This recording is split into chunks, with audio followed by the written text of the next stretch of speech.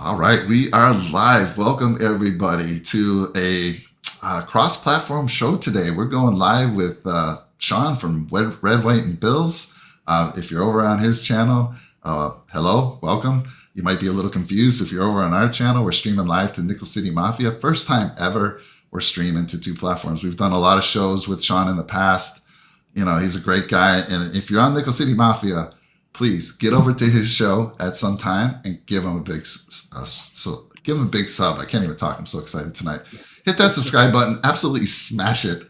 And then, yeah, if you're over on Shawn's show and want to give us a little love too, come on over. And we always say drop a nickel on that subscribe button for us. You can see we got a full house tonight. I'm going to introduce everybody. I do want to introduce a special guest tonight, James Berek, who is a Nickel City Mafia subscriber. He found us through he just watches a ton of Buffalo Bills show, and our channel got suggested to him. He clicked on it. He liked it. He's been talking such good things. He and I have exchanged some emails, and here he is. And Jake and I want to do more of that this year. Bring some, members of the channel on, because you all have such incredible information and you love the Bills, just like all of us right here. Of course, Shawn always brings it. You got to get over to his channel and check him out. So Shawn, let me throw it to you. I mean, this is cool, right? Streaming to both channels. Oh yeah, I'm surprised we haven't done it yet. I know. I was like, just thought of it out of the blue today, and I'm like, you know what? This platform lets us do it, so let's go. And Jake, how you doing tonight, man? I'm fantastic. James, you drinking some Pils Mafia there? Because I'm going to cheers you right now. I got my normal blue. We're still trying to get that Labatt sponsorship, but I'll tell you what, the Pils Mafia, man, that's decent. Very nice. What? Cheers, brother. Seriously, there's something called Pils Mafia? What is that? Oh yeah, Pils Mike. Mafia. It's not bad either. Yeah, Thin Man Brewery in Buffalo. Poncho Bill on there, breaking tables. tables. Oh, kind of cool, huh? Real cool. So what we're going to do, real quick, I just want to say, we're still looking for a Ryan Redline. So if Ryan catches the show, you're the winner of our giveaway. So get in contact with us. I'm reaching out to your YouTube page. I'm sending you comments. Come on, man. Get out here and get that great gift. Do we have a time limit on that, Mike? We're going to go, I was talking to Shawn earlier. I'm like, we're going to give him a week. I mean, we got time, That's right? fair. We got time. That's we'll give him a week. Yeah. And like I said, I'm doing all that I can to reach out to him. I think I found him on Facebook and sent him a message. So good stuff. Shawn, again, we're co-hosting. I don't want to hog up the time. Anything you want to say before we get going, sir? Oh, well, I'm just excited for the season to start. As Jules Marie posted here before the show started, that she's excited for the season, and we are all excited for it too.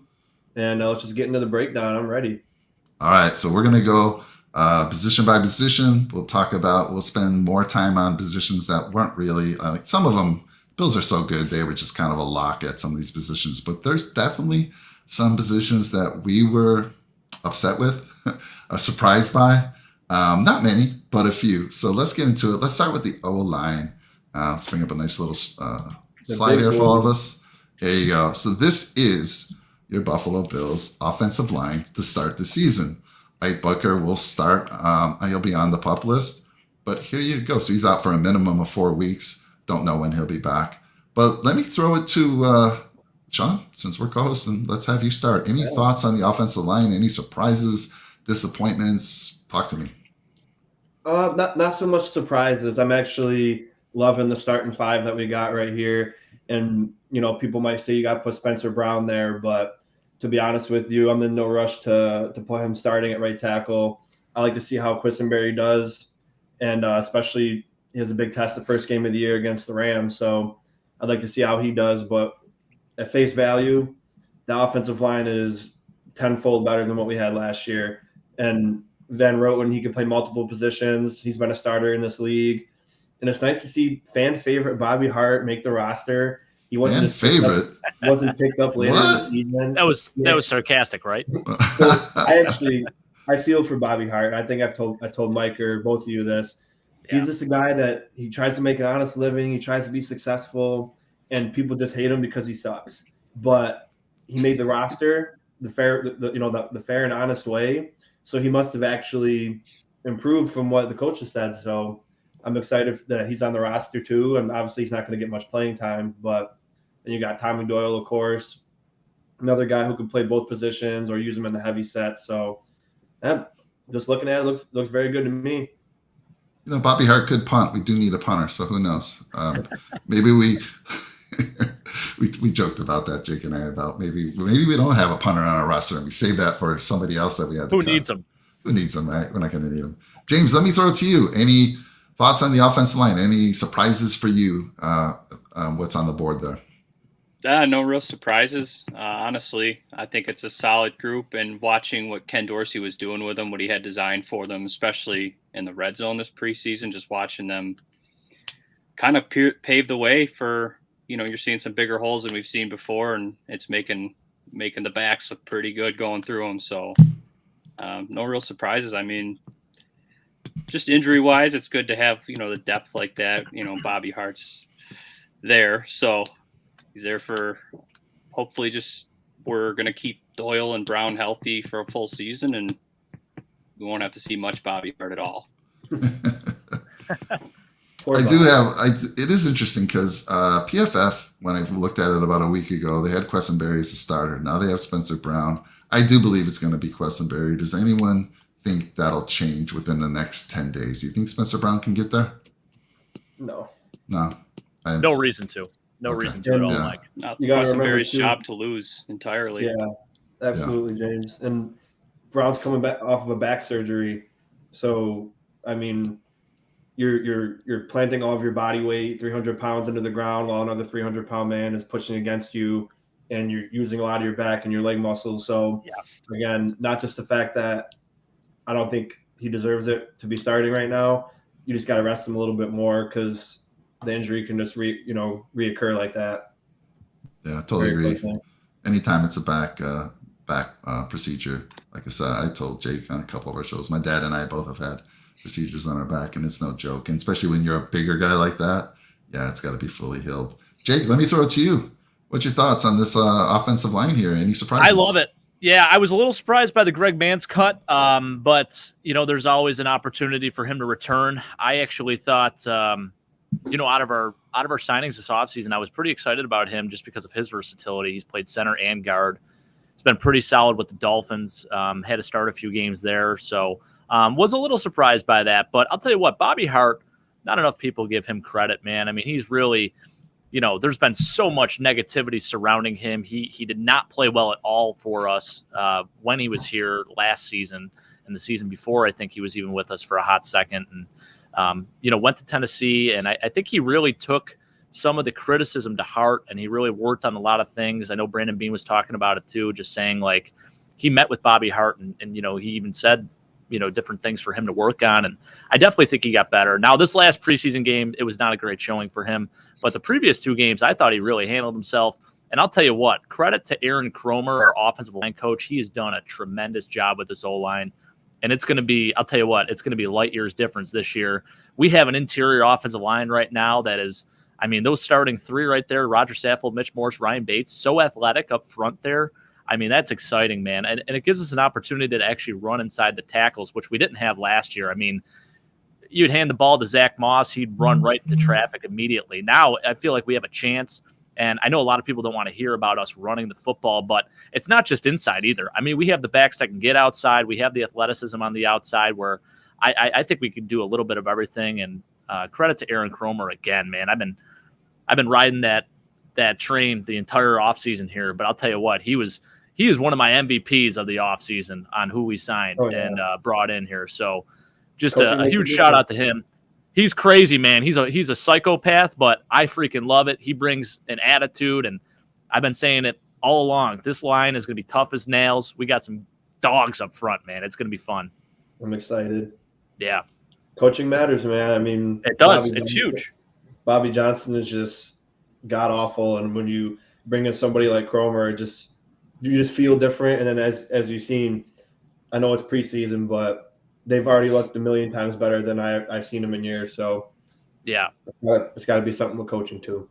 And Bobby Johnson, he was big on the catch technique, meaning he would let the guys kind of the defensive line sort of come to them when you're a tackle and you're pass blocking and stuff. Aaron Cromer is more of an attack approach, which I freaking love it, man. I mean, it's aggressive. It can get you in trouble sometimes, but I think we got the guys up front who can handle it. So I am super pumped, super excited about this. You should see a lot of improvement up front here. Any of the linemen that we cut that you're hoping that we sign on the practice squad? I would say the only guy is Greg Mance. Like I said, Mike, I was pretty excited about him at first. And, obviously injuries sort of got in the way of things. And I think there's still a chance to bring him back. But, yeah, I think outside of that, I'm okay with everyone else here. There's some guys, Alec Anderson, Luke Tenuta. I do see him as a potential practice squad candidate as well. That guy, I've said it every show, Mike, that dude's a freaking mammoth. And we don't draft right tackles under the height of 6'8". So, I mean, this guy's like 6'9", 322. His dad's a coach, comes from a football family. I mean, he's got the potential, and I think he actually got better as the preseason went on too. So that's another guy maybe I expect to potentially come back to the practice squad. All right, Shawn. Yeah, he takes the words out of my mouth. I was going to say the same thing. We'll go to you next. Those are good. Those are good picks. I mean, like you said, Tenuta, he seems like he can play very well at multiple positions, and he didn't really get. I felt like the one game I did get to watch in almost the entirety, and not replays. He was from right tackle to left tackle, and just not having a break. And it kind of reminded me of Quentin Spain, where that last game of the year in 2019, he's the only offensive lineman who played every single offensive snap in the entire season. And it kind of reminded me about it's good to be able to play the whole game because, especially when you're a big boy like that, that's where the games are won. And I always say that, but it's tough to play up there. So he showed that he could play for more than a quarter, more than a few drives. So I think it'd be good to have him back. All right, awesome. I do want to say hi to everyone in the channel. Andre Duncan, Jello, Big Al, my dad Bill, Thornton out there. And let's see, Go Bills podcast and Austin Drymiller. I hope I'm saying that right. And good stuff. Good stuff. Good to see you out there. And we love the interaction. Austin makes a great point there with the pocket, a lot more pocket time. Just this small sample size we saw of Josh Allen against the Broncos.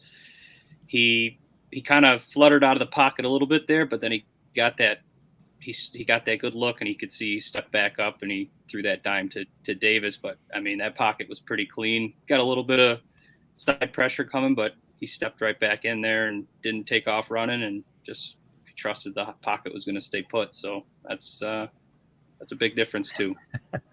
Yeah, he got you're a legend, by the way. What's that? You're a legend. Oh, excellent. Yeah, I was wondering, Mike. I was like, is he going to get this? Is he going to get it?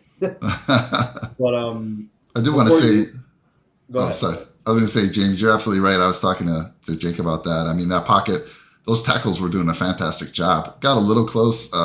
Josh's radar went up. He's like, all right, am I going to have to run? He's like, no, these guys got it handled. I'll step back a little bit and just fired a shot out there to Gabe. So, yeah, absolutely love it. I'm sorry, Shawn, go ahead. I was going to say, before we move on, how much better do you feel that you got a big guy like Roger Saffold having to, I'm not going to say he's going to stop Aaron Donald, but to attempt to block Aaron Donald over a guy like Feliciano? Well, they were teammates too, by the way. So he has some practice against a guy like Aaron Donald. So that's an even bigger plus, Yeah. So it just makes you feel that much better that he might be able to make a little bit of a difference as opposed to a guy like Feliciano who was getting pancaked by a D lineman every play of the game against Pittsburgh. Yeah. He brings the nastiness, but the control as well. And I think Feliciano just kind of lost control at times where he would be overly aggressive. He would get stupid penalties. He'd whiff on different blocks. And he had his moments for sure, but I feel a lot better with Roger Saffold up front. So absolutely, man. Can't agree more. All right. Well, I think we've exhausted the offensive line. We feel good about it. Oh, you never exhaust an offensive line, Mike. This is the best topic of the day right here. Is it really? All right. Let's move on. Let's move on to kind of a heated one here. I'm going to throw this one to Shawn because, my goodness, my guy Shawn was a little upset today. So go ahead, Shawn. Start us off, man. Well, I mean, obviously we knew Dawson Knox was going to make the team. But, when you look at my friend told me this today because I called him complaining. We actually carry the least amount of tight ends out of almost every team in the NFL. Most teams carry 4 or 5 tight ends on their roster. And but what this tells me is that Dorsey plans to do a lot of double tight ends. And, I don't know. It's just O.J. Howard is such an athlete. And we all talked about it. When you look at him on the field with Knox and Diggs and Davis, you're just like, and Crowder and McKenzie, you're just like, wow, like pick your poison, who you're going to guard, because it don't matter. And then, you know, when you look at Tommy Sweeney, like, you know, kind of just like a rectangle, you know, just a guy, you know, he's decent, but I don't know. I know he had a good camp and everything, but just to throw out, you gave 3.1 million guaranteed to Howard to be on your team. So now he can just go on a vacation the rest of the year and not play football. All he had to do was go try out. You could have gave me $3 million to go get cut.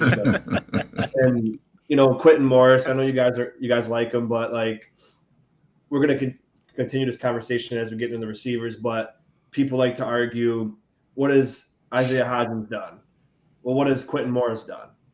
Quentin Morris, you know, he had a couple flashes in preseason, but he doesn't have NFL experience. You know, I use the example for the running back, for example. If you use the experience, you know, card, then we should have cut James Cook and kept Duke Johnson, because Duke Johnson's got all the experience in the world.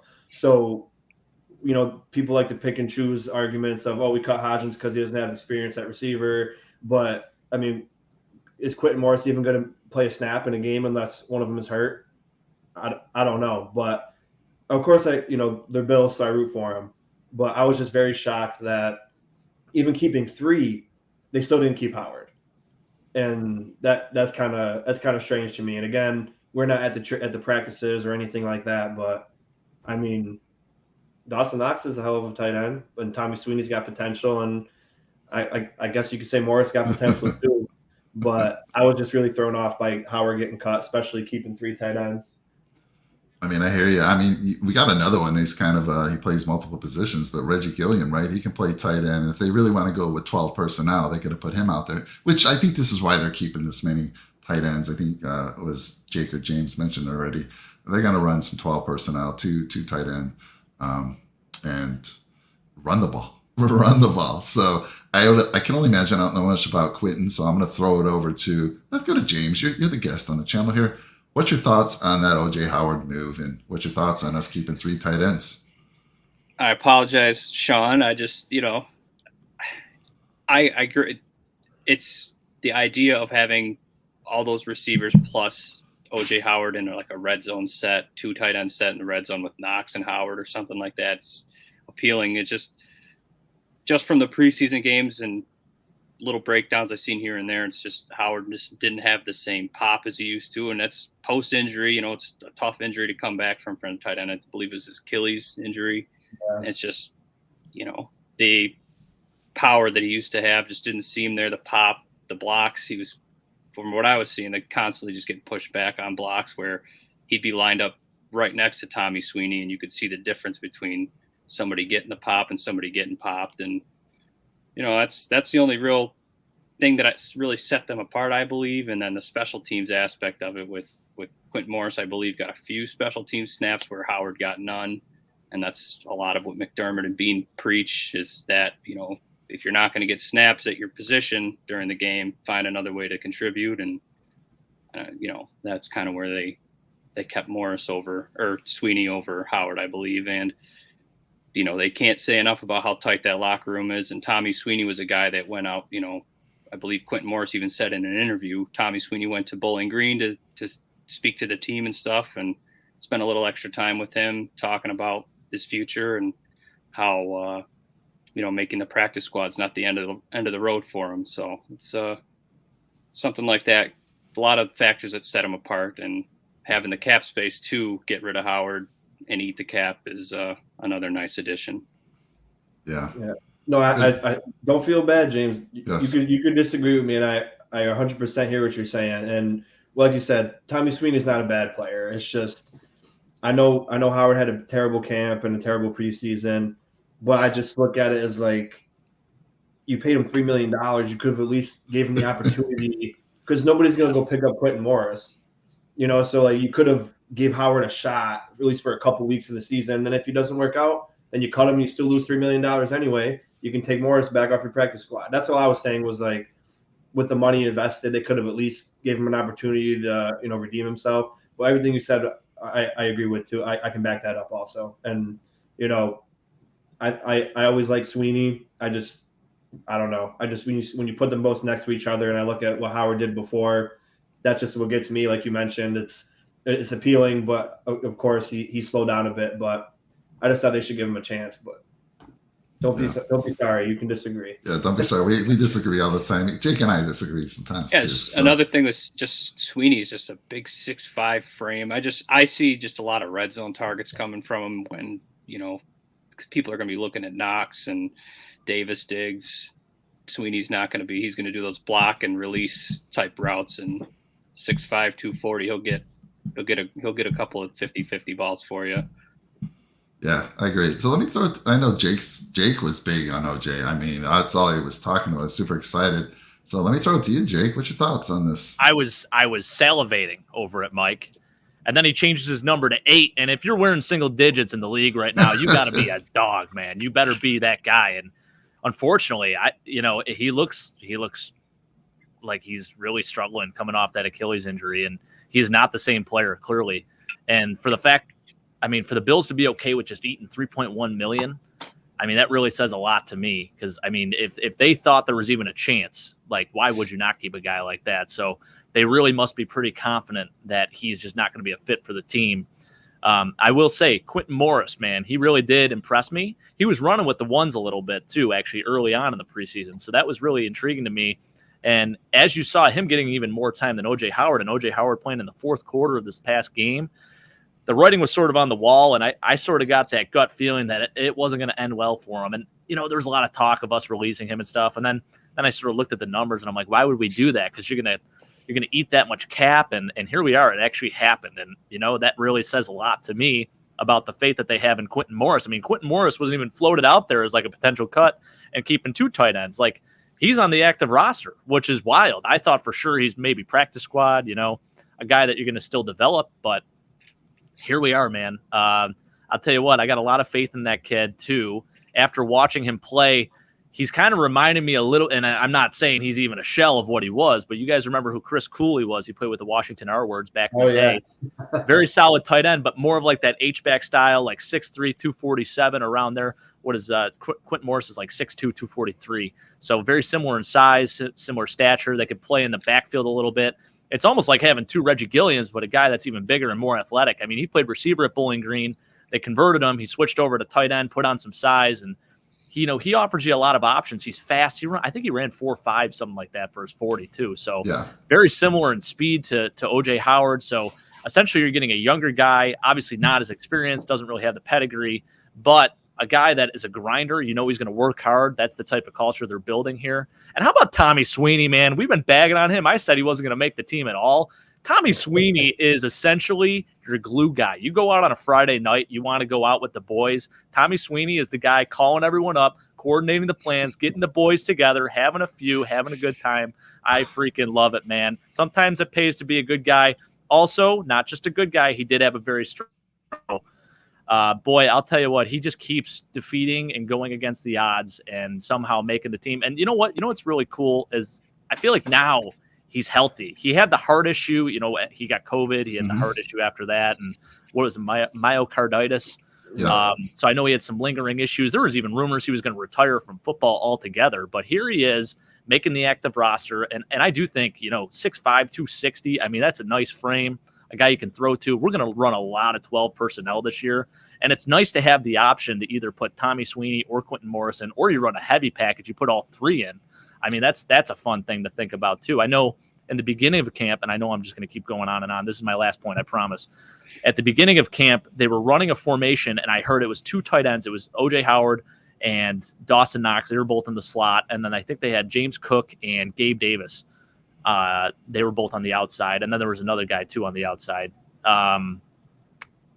Not coming to mind, but anyways, then they kind of did a bunch formation, then they split out wide, and it's just like they give you the ability to do that, and that's so fun, man. Like that's just, I get it. Like OJ was going to be a great weapon, but I think Quentin Morris also kind of gives you a little bit of that too. So, I think we'll be just fine. And yeah, again, look for Tommy Sweeney to get some red zone targets, and Dawson Knox, he's going to be a top 5 fantasy tight end this year. So can't say enough about him either.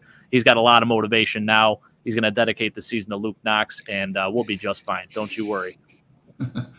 Yeah, like you alluded to there with the 3, the heavy package, heavy set, all 3 of them in there, and then like a goal line package with Reggie Zach Gilliam Moss. was the other guy. I'm sorry. Reggie Gilliam was the other guy. So, yeah. Very heavy package right there. Gilliam's very good at blocking, so. Yeah. Yeah. So I've been biting my tongue. Obviously, if you've listened to any of our shows, you all know I'm a Tommy Sweeney fan. I've been a fan of his. I was a fan of his last year. He didn't get a lot of play time.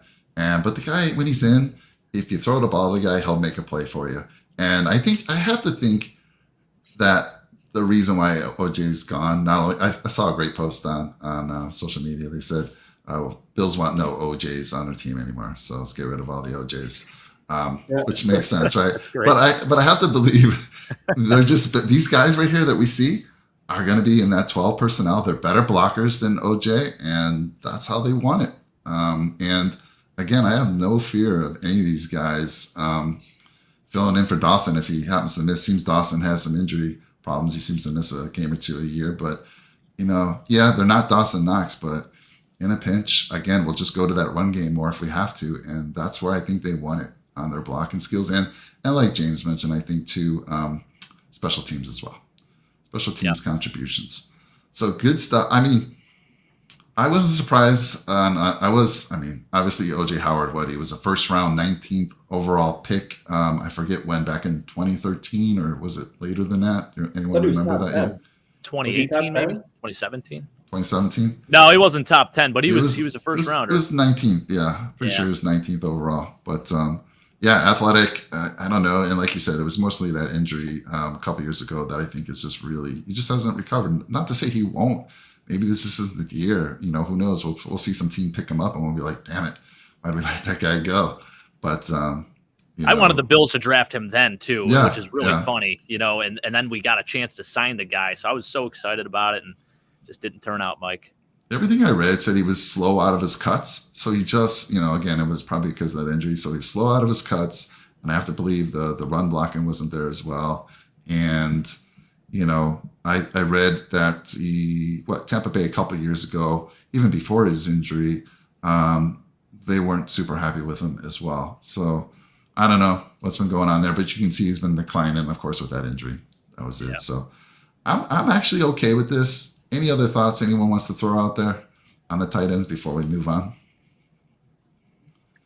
You feel better, Shawn? I want to make sure Shawn's okay because I want to make sure you are okay, Shawn, because this is about therapy too. It's not that I didn't feel okay. Like I said, I liked Sweeney last year too, and I think he's going to be fine. It's just, I don't know. I don't like the feeling of a guy like that walking out the door, because just like how my man Cody Ford is going to go start at the Cardinals and then want a playoff run and possibly make it to the Super Bowl. I just don't like the thought of you let someone like that walk out the door and then they excel somewhere else, because that happens all the time. And, it might happen a couple times with us. So that's all. But I'm okay with that. I think, like you said, mainly for blocking, Allen's not going to put the game on the line with Quentin Morris or maybe Sweeney, but mainly just for blocking and heavy package and possibly, red, like you guys said, red zone. But I'm happy with that. All right. I didn't know if I was going to have Jake come up, drive up and give you a hug or something up there. No, not yet. Just to make sure. Soon. I do want to recognize, Brian Dable's out there. We think this is Brian Dable in disguise. He just switched up his last name. He wants to talk punter. We're going to talk punter at the end. We have a slide about that. Let's see here. What else we got? We got a signed Brett Kern. Yeah, we talked about that. Again, we'll get into the punter later on. Let's see here. This was a fun one. And I saw who's the guy who announced Terrell Bernard? I forget. Kyle Brandt. Kyle Brandt, right? Okay. So I caught Kyle Brandt's rant about this. He's like, 13th?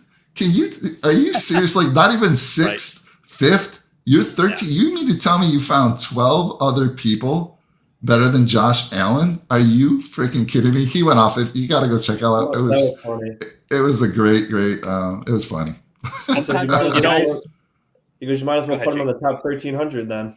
Exactly. That's what he says. Like, if you're going to go 13, just take him outside the top 100 or whatever. But that's absolutely ridiculous. I didn't see who they put ahead of him. I'm sure I can guess a few of them. But 13th, are you freaking kidding me? Come on. Crime. It's a crime. James, what were you going to say? Sorry. No, I was just going to say sometimes those guys in the media, they latch onto the Bills for a season maybe and they disappear. But Kyle Brandt, he hits it on the head every single time he talks and represents the Bills. He doesn't miss. Great, he seems Bills Mafia through and through, and that's just so cool to see. And as soon as I saw 13, first thing that came to mind, 13 seconds, obviously. Were they? Are you doing? Did they do that on purpose? What? But the I also thought about, as soon as I saw Josh at 13, I knew Brady was going to be number 1, and I just didn't follow the list after that. I was like, that's all I need to know, and sure enough, ridiculous. Tom Brady. If they did it for that reason, it's screwed up because he was voted by players in the NFL. So if they all put him at 13 just to be an ass, that's kind of. They said they do the voting halfway through the season too, like around the time Pro Bowl voting's done. That's when they collect those votes. That seems. It's insane, man. Yeah, I don't understand that. What do they think about post playoffs? Yeah. Mahomes was 8. Who were the top 5? Anyone know off the top of their head? Who were Aaron the top Donald, 5? Tom Brady, Aaron Donald. Cooper Kupp. Aaron Rodgers was in there too, I think. Yeah. Rodgers, Kupp, and who was it? Was it Ramsey was 9. 5 was Jonathan Taylor. Ramsey was ahead of Josh Allen. Ramsey was 9. Yeah. That's a joke. That is an absolute joke. Funny stuff. And no Trey White in the top 100. I know he was injured, but how is he not in the top 100? That makes zero sense to me. Nick Bosa was 25 or 25 or 28 or something. Right. You can't use the injury excuse. He didn't play one snap. Yeah. Mac Jones was 85. And listen, Mac Jones is the best. His peak is Chad Pennington. And I love Chad Pennington, but it ain't it, man. He's not, I could find 18 other quarterbacks that are better than Mac Jones right now playing in the league. One quick thing about Mac Jones, just the best throw he's made in his NFL career, pinpoint accuracy, was intercepted by Mike. There you go, James. I love it. Yeah. That is awesome because I know all of us on the show. I know all of America. When that pass was thrown, you're like, that's a touchdown. There's absolutely no way that's not a touchdown. We all thought that. And just fantastic play by Micah Hyde. Hyde was beat. Yeah. Hustled. That is crazy. I love it, man. Yep. All right, let's move on from the tight ends here. Let's get into the wide receivers. And I'll throw it to you, Jake, to start things off on the wide receivers and what you thought. Any surprises here for you? Other than you can all be at ease now. Our guy, Marcus Stevenson, has made the team. I'm so excited about that. But I'm just kidding. But go ahead, Jake. Yeah, I would say, I think the biggest surprise, obviously, is Isaiah Hodgins. And I see Shawn over there. He had his hands over his face already. I know his feeling on this. And I'm with you, man. I love Jake Kumerow, D3 guy, grinded his way to the league. Aaron Rodgers praised him. I mean, he worked his ass off to get to where he's at. In terms of the offensive player and what we saw on offense and what they can give you, Isaiah Hodgins did everything in his power. Thank you, Brian. I appreciate that. Yeah, I'm trying to build it up every day. My wife thinks I'm a psychopath, but you know what? My buddies on NFL Sunday, they love it down here. It's great. And anyways, what was I saying? Offensively, Isaiah Hodgins did more than enough to make this team, and I can empathize with the Isaiah Hodgins lovers. I was really pulling for him. He actually works out at the gym that I work out at too. Not a big deal, not a crazy flex. Not for long. I don't work out with him. That he probably does 10 times more weight than I do. But anyways, kind of cool. So obviously there's some sentiment there. I think the biggest difference maker between him and Jake Kumerow making the team obviously was special teams. And Sal Capaccio on WGR made a very good point. I was listening to him earlier today, and he had mentioned how Isaiah was playing on special teams, and when he got to the point of attack, he really struggled.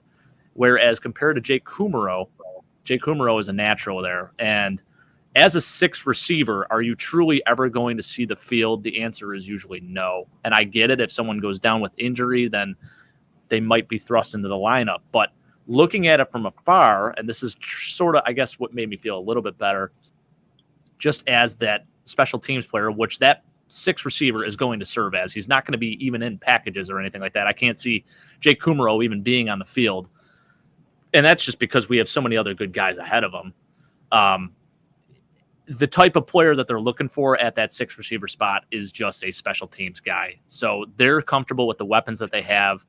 I mean, we have James Cook, who can also potentially catch passes. We have, the tight ends that we were just talking about, and Khalil Shakir, who's coming up, and Jameson Crowder, who really still hasn't showcased, what he's worth either.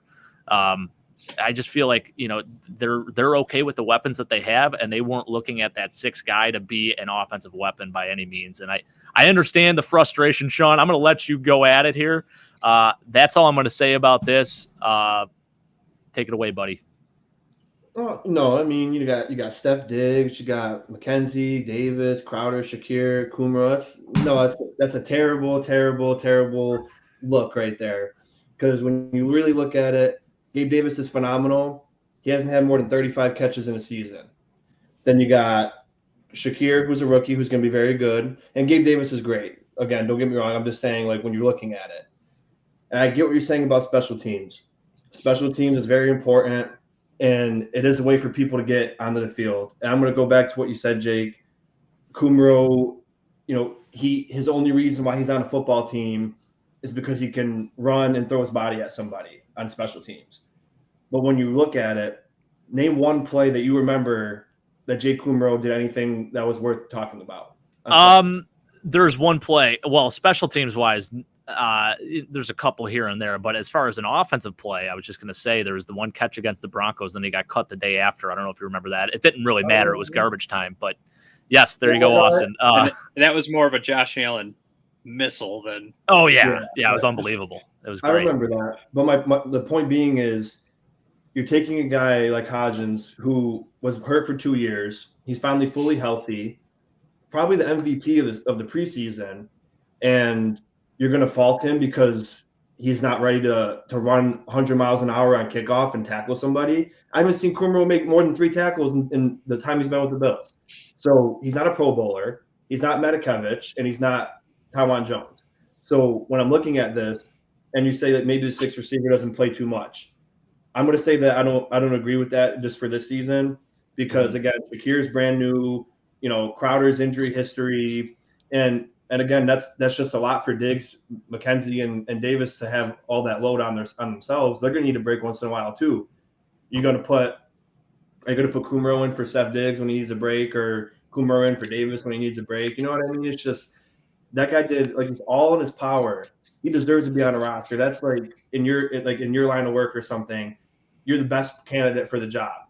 And they're like, well, this guy's good at sharpening pencils. So even though you're good at doing projections and I love that and all this work, we're going to pick him because he's good at he can do that, and you're not really good at sharpening pencils. It's a really bad example, but Jay Kumro is a terrible, terrible, terrible wide receiver. I don't even think he'd make any other team in the NFL. And wow. You say Aaron Rodgers is, he's high on him. I think that's all just like a joke, like touchdown Jesus. He scored like 2 touchdowns in his whole career. He's not a touchdown Jesus. He can barely sniff the end zone. He had 2 catches last year for 20 yards. He's played in 40 games and has 23 catches. That's a half a catch a game.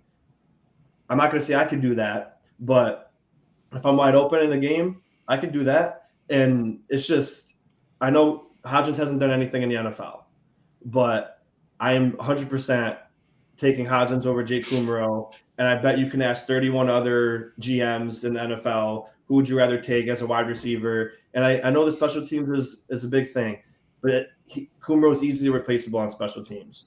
And that's just my opinion. You can even replace him you can put Zach Moss on kickoff. Zach Moss could lay a stick on somebody. He's not going to play a single down in the season this year because you got Daquan Jones and Cook and Singletary. He might not even suit up, actually. So, because they're probably only going to take 3 running backs. So It's just blew my mind how. And I'm sorry I'm making this a long conversation, but no, man, you got to get it off your chest. I'm biting my tongue. I have a counter to what you're saying, but I'm going to wait. As a blocker, Shawn, though, I think that's another valid point, and that's like besides just looking at them as a pure receiver, I do think obviously offensive skill wise, Isaiah Hodgins has it in terms of hands, route running, all that good stuff. In terms of separation, I think they're both pretty even there. But as a blocker, because now this year we might have a running game too. So I think that was another thing that maybe was taken into consideration. But no, I just agree. my thought. And, yeah, but that's why we got 3 tight ends so we can block. You're not going to throw Jake Cooper out there instead of Tommy Sweeney and Quentin Morris, right? That's why we picked them. Right. So yeah, and that's the other thing. If we took 7, he would be on the team, obviously. And you can even argue with Stevenson. I'd rather have Hodgins than Stevenson too. Yeah, sure. He's gonna be on the roster after he's off the PUP list, and that's just what's about. You could have gave him what you gave Eli Inku, an injury settlement, and maybe you can come back, and then put Hodgins on that roster. Because I guarantee you, within the first hour that you can start taking people, he's gonna be gone, and he's gonna be on somebody's starting roster, and he's gonna make a noise in the NFL, and that's gonna be another thing like a Wyatt Teller where you really screwed up, and Wyatt Teller worked out for us in the end, but it seems like they always missed on a couple guys where you don't think they would miss. And Mike, I want to hear what you have to say in a second because I'm going to counter probably what you're going to counter with me. But it's just, again, special teams is important, but I don't see anything from him where it's like worth even keeping. It's not like if it's Matakevich and say Matakevich was a receiver and he had the same special teams ability, that's a no-brainer. But Kumaro is just like, he's just a guy. He's just there. I never see him making amazing plays or like, whoa, that's Kumaro again. It's just, he's on the field. He's getting his 5 snaps this game. And I don't know. It just didn't sit right with me, but I'll let you go ahead, Mike, and then I'll let James go. I have to throw it to our guest first. So James, your thoughts. I'll lean more towards the side of just, there was no real shock to me coming out of the receiver room. I mean, it was pretty written in stone. It seemed just McDermott and Bean hammered home the special teams thing all preseason. And like you guys keep touching on the blocking. Jake, you were just talking about the blocking, and it seems like Aaron Cromer and starting with the line to Rob Boris with the tight ends, they just all have, I believe, is Chad Hall the wide receivers coach? Yeah. I believe they all have just, they're so in sync with the run blocking so far this preseason, the sample size we've seen. And that's kind of where Kumaro kind of had a little advantage, but the special teams thing, you can't ever put too much stock into just how important a kickoff return stop is inside the 20-yard line or 15-yard line. And it seems like Kumaro's constantly one of those guys where you see him flying down the field and you're like, who got that tackle? And you see, the nameplate when he pops up and it's Kumaro and you're okay, and that's why this guy's constantly in the conversation to make the team. Hodgins, I would take Hodgins over Stevenson though. I agree with that point. I don't get, other than a returner, which we seem to have been testing out guys at and doing okay with McKenzie and a few others. I think Hodgins takes Stevenson's spot in a heartbeat. I don't understand that move, but that's all I got for wide receivers. The only reason that worked out with Stevenson is because he was on the PUP list. He was hurt already, so they can easily transfer him over and keep him on the PUP list all year if they want. They don't even ever have to keep him off. So it's kind of a free way to get a player that they drafted. They still he's shown signs, but again, random foot injury. Now he had surgery on his foot as well. So hopefully when he does come back from that, guy's got speed. He's shown some flashes. Who knows? But it just worked out. He was a little lucky in that sense, in that he was hurt and they were just, let's put him over there. We don't have to release him at all. So I think that's why he's there. As far as Kumaro and Hodgins, I don't know what games you guys are watching. I'm serious. Shawn, no disrespect, but every game I've seen Hodgins in, all right, cool, he can catch the ball, but he never gets separation. Backups were covering him in all these preseason games. I've never seen the dude get separation. Now, you can argue that he didn't have a Josh Allen thrown to him, but I've seen enough of Kumaro, and I do take high stock in with Aaron Rodgers. I don't think it's a joke. And I did see him play with the Packers, and I've seen him get out on the field at times. And when Aaron Rodgers is that disappointed, I do take stock in that. And they're both big receivers. Does Jake Kumaro is Hodgins' hands that much better than Kumaro? I don't see it. Yeah, I don't see it. So to me, they're similar. Again, I think I said this on our last show, Jake. I forget. Correct me if I'm wrong. I do think I said Kumaro would win that battle. Yeah, you if they kept 6, I said it would be Kumaro. Yeah. And that's what I'm saying. I'm like, to me, they're not that much different. If Hodgins was his burner and could get big separation, okay. Jake Kumro is not that. I mean, look up their 40s. I don't think they're that much different, honestly. And the size wise, 4.5 and 4.6. Kumro's got 0.1, but 40 speed is different than game speed. Yeah, game speed's different. I don't put much into that either.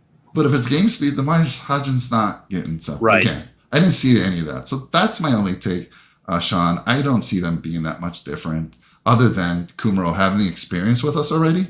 Also being out on the special teams, having a lot more experience than Hodgins there. And I know, I'm not a huge fan of keeping guys that are just special team aces, because we'll talk about some of these other positions where I felt we could have maybe lost one of those special team aces.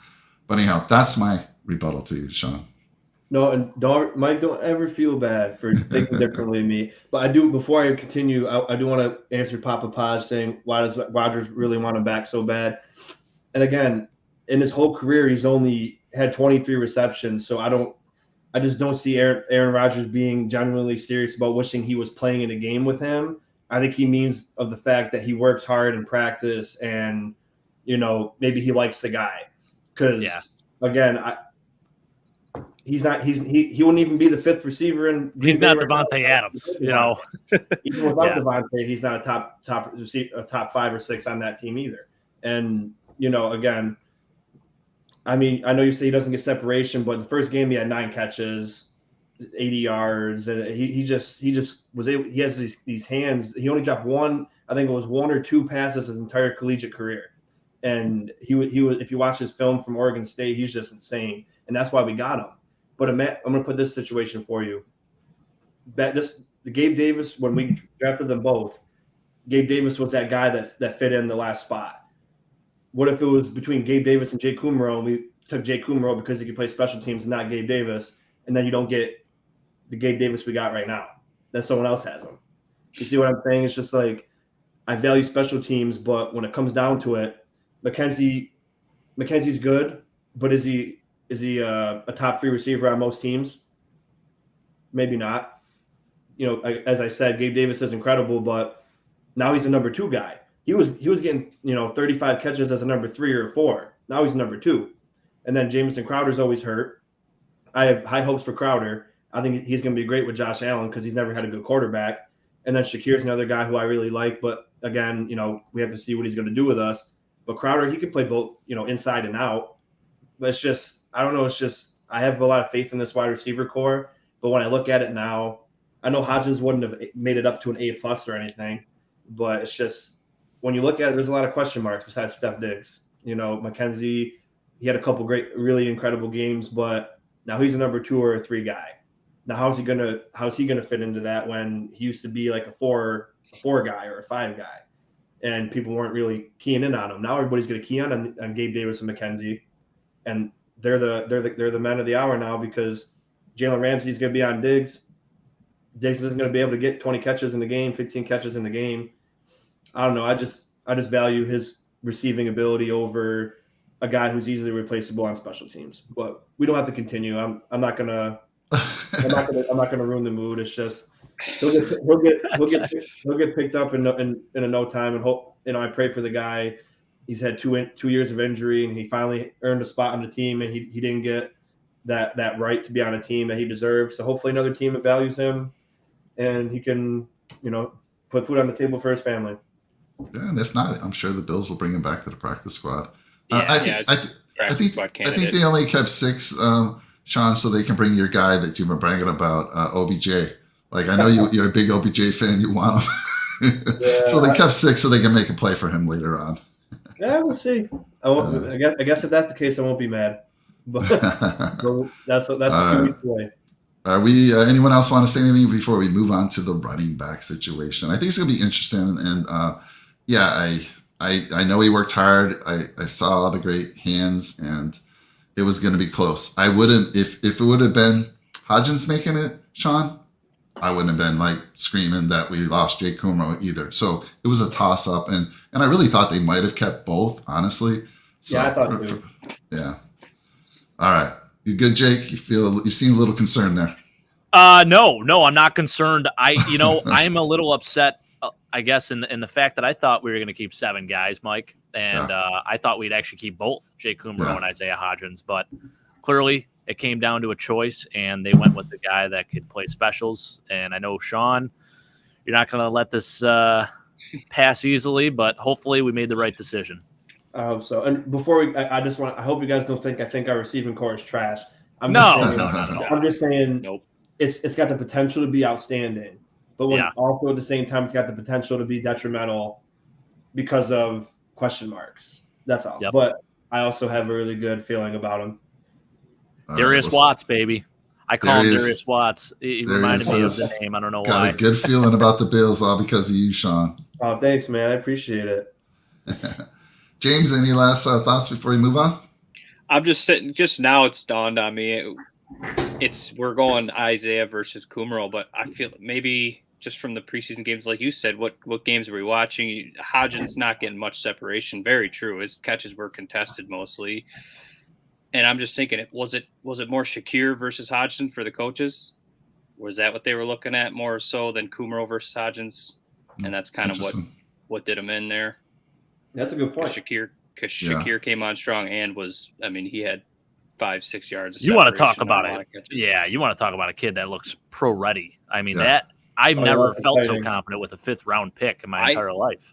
I thought he would. I thought that was going to make more than OJ Howard. I thought Shakir was going to make Crowder the cap casualty. Honestly, yeah, right. I was like, wow. What do you need Crowder for with Shakir coming up like that? But that's just, I guess, they want that veteran leadership. Give him his, like you said, he hasn't had a quarterback in his career. He's been solid still. And I think the only reason why he's, because he can play both outside and inside. That's why they kept him, because you got McKenzie playing slot and Shakir playing slot. But they're interchangeable also, I think. But Crowder, I think you guys all said this is going to be exciting if he stays healthy. If Crowder stays healthy, and Gabe Davis takes on the number 2 role, kind of how CeeDee Lamb did it last year, then I think it's just unimaginable what they can do. But he's got to stay healthy and be able to acclimate. That's all. Yeah, final thought for me, now that you brought up Shakir, he went to high school about 20 minutes from where I am here in Temecula, California. And one of the guys on our channel, Tony, is a Boise State alumni. He actually played for Boise State. It was the defensive end for them. And as soon as Khalil was drafted, I texted him, and he's like, dude, you guys got to steal. This guy's got hands. He's quick inside the box. You are going to be super excited. And he lived up to all the hypes. Usually, sometimes you hear this hype and they don't live up to it, but he did. I think you're going to see a lot of this guy this year. I know he's going to be returning kicks for us for sure, but I think you'll see him on the field, and we're going to be so happy that we got a steal. 5th round pick? Are you kidding me? Most draft boards had him in the third round going, right? Yeah, that was in the awesome. 5th. Unbelievable. Anyway, it was steal. That's like the steal of the draft. A lot of the NFL experts were saying, and that's how does a guy like that fall so far if he's that skilled? I know. We're crazy. Lucky, very lucky. Think about it. Davis was a 4th round pick. Shakir was a 5th round pick, and I don't think we have any. We only Diggs have one. was like a 6th He was a 5th rounder. 5th rounder. Yeah. It's incredible. Yeah, Gabe Davis is the highest drafted receiver on our team right now. Isn't that wild? Think about that. They find great value in. I know we didn't draft Diggs, but the Bills find great value from 3 on. Obviously, they draft well altogether, but most teams start failing after the 3rd. That's when we make those picks like Shakir and Bernard and Davis, where people are like, I don't know about that guy, and then then they get 8 catches for 200 yards and 4 touchdowns in the playoff game. Yeah. The 2020 draft, you guys are talking about 40 times versus game speed. And I remember the behind the scenes or Beyond Blue and Red or whatever the Bills embedded. They had Bean at the combine, and he was talking about Gabe Davis, and he was saying, watching him do his 40, he's like, I hope he runs a slow 40 because his game speed is off the charts. And he didn't run a great 40, and he dropped. And it worked out so well for Bean. Bean kind of knew, like, what a steal. I want this guy, and I don't want him to be running a fast 40, but I know his game speed's insane. He knows. You guys, not to take up more time, but you said 40 time, and I started remembering you guys watch The Office at all? Oh yeah.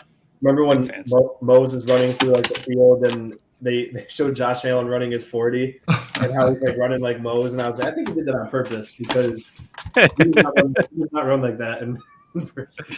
Oh, that's awesome. Arms straight out to the side. You gotta look it up. It's hilarious, actually.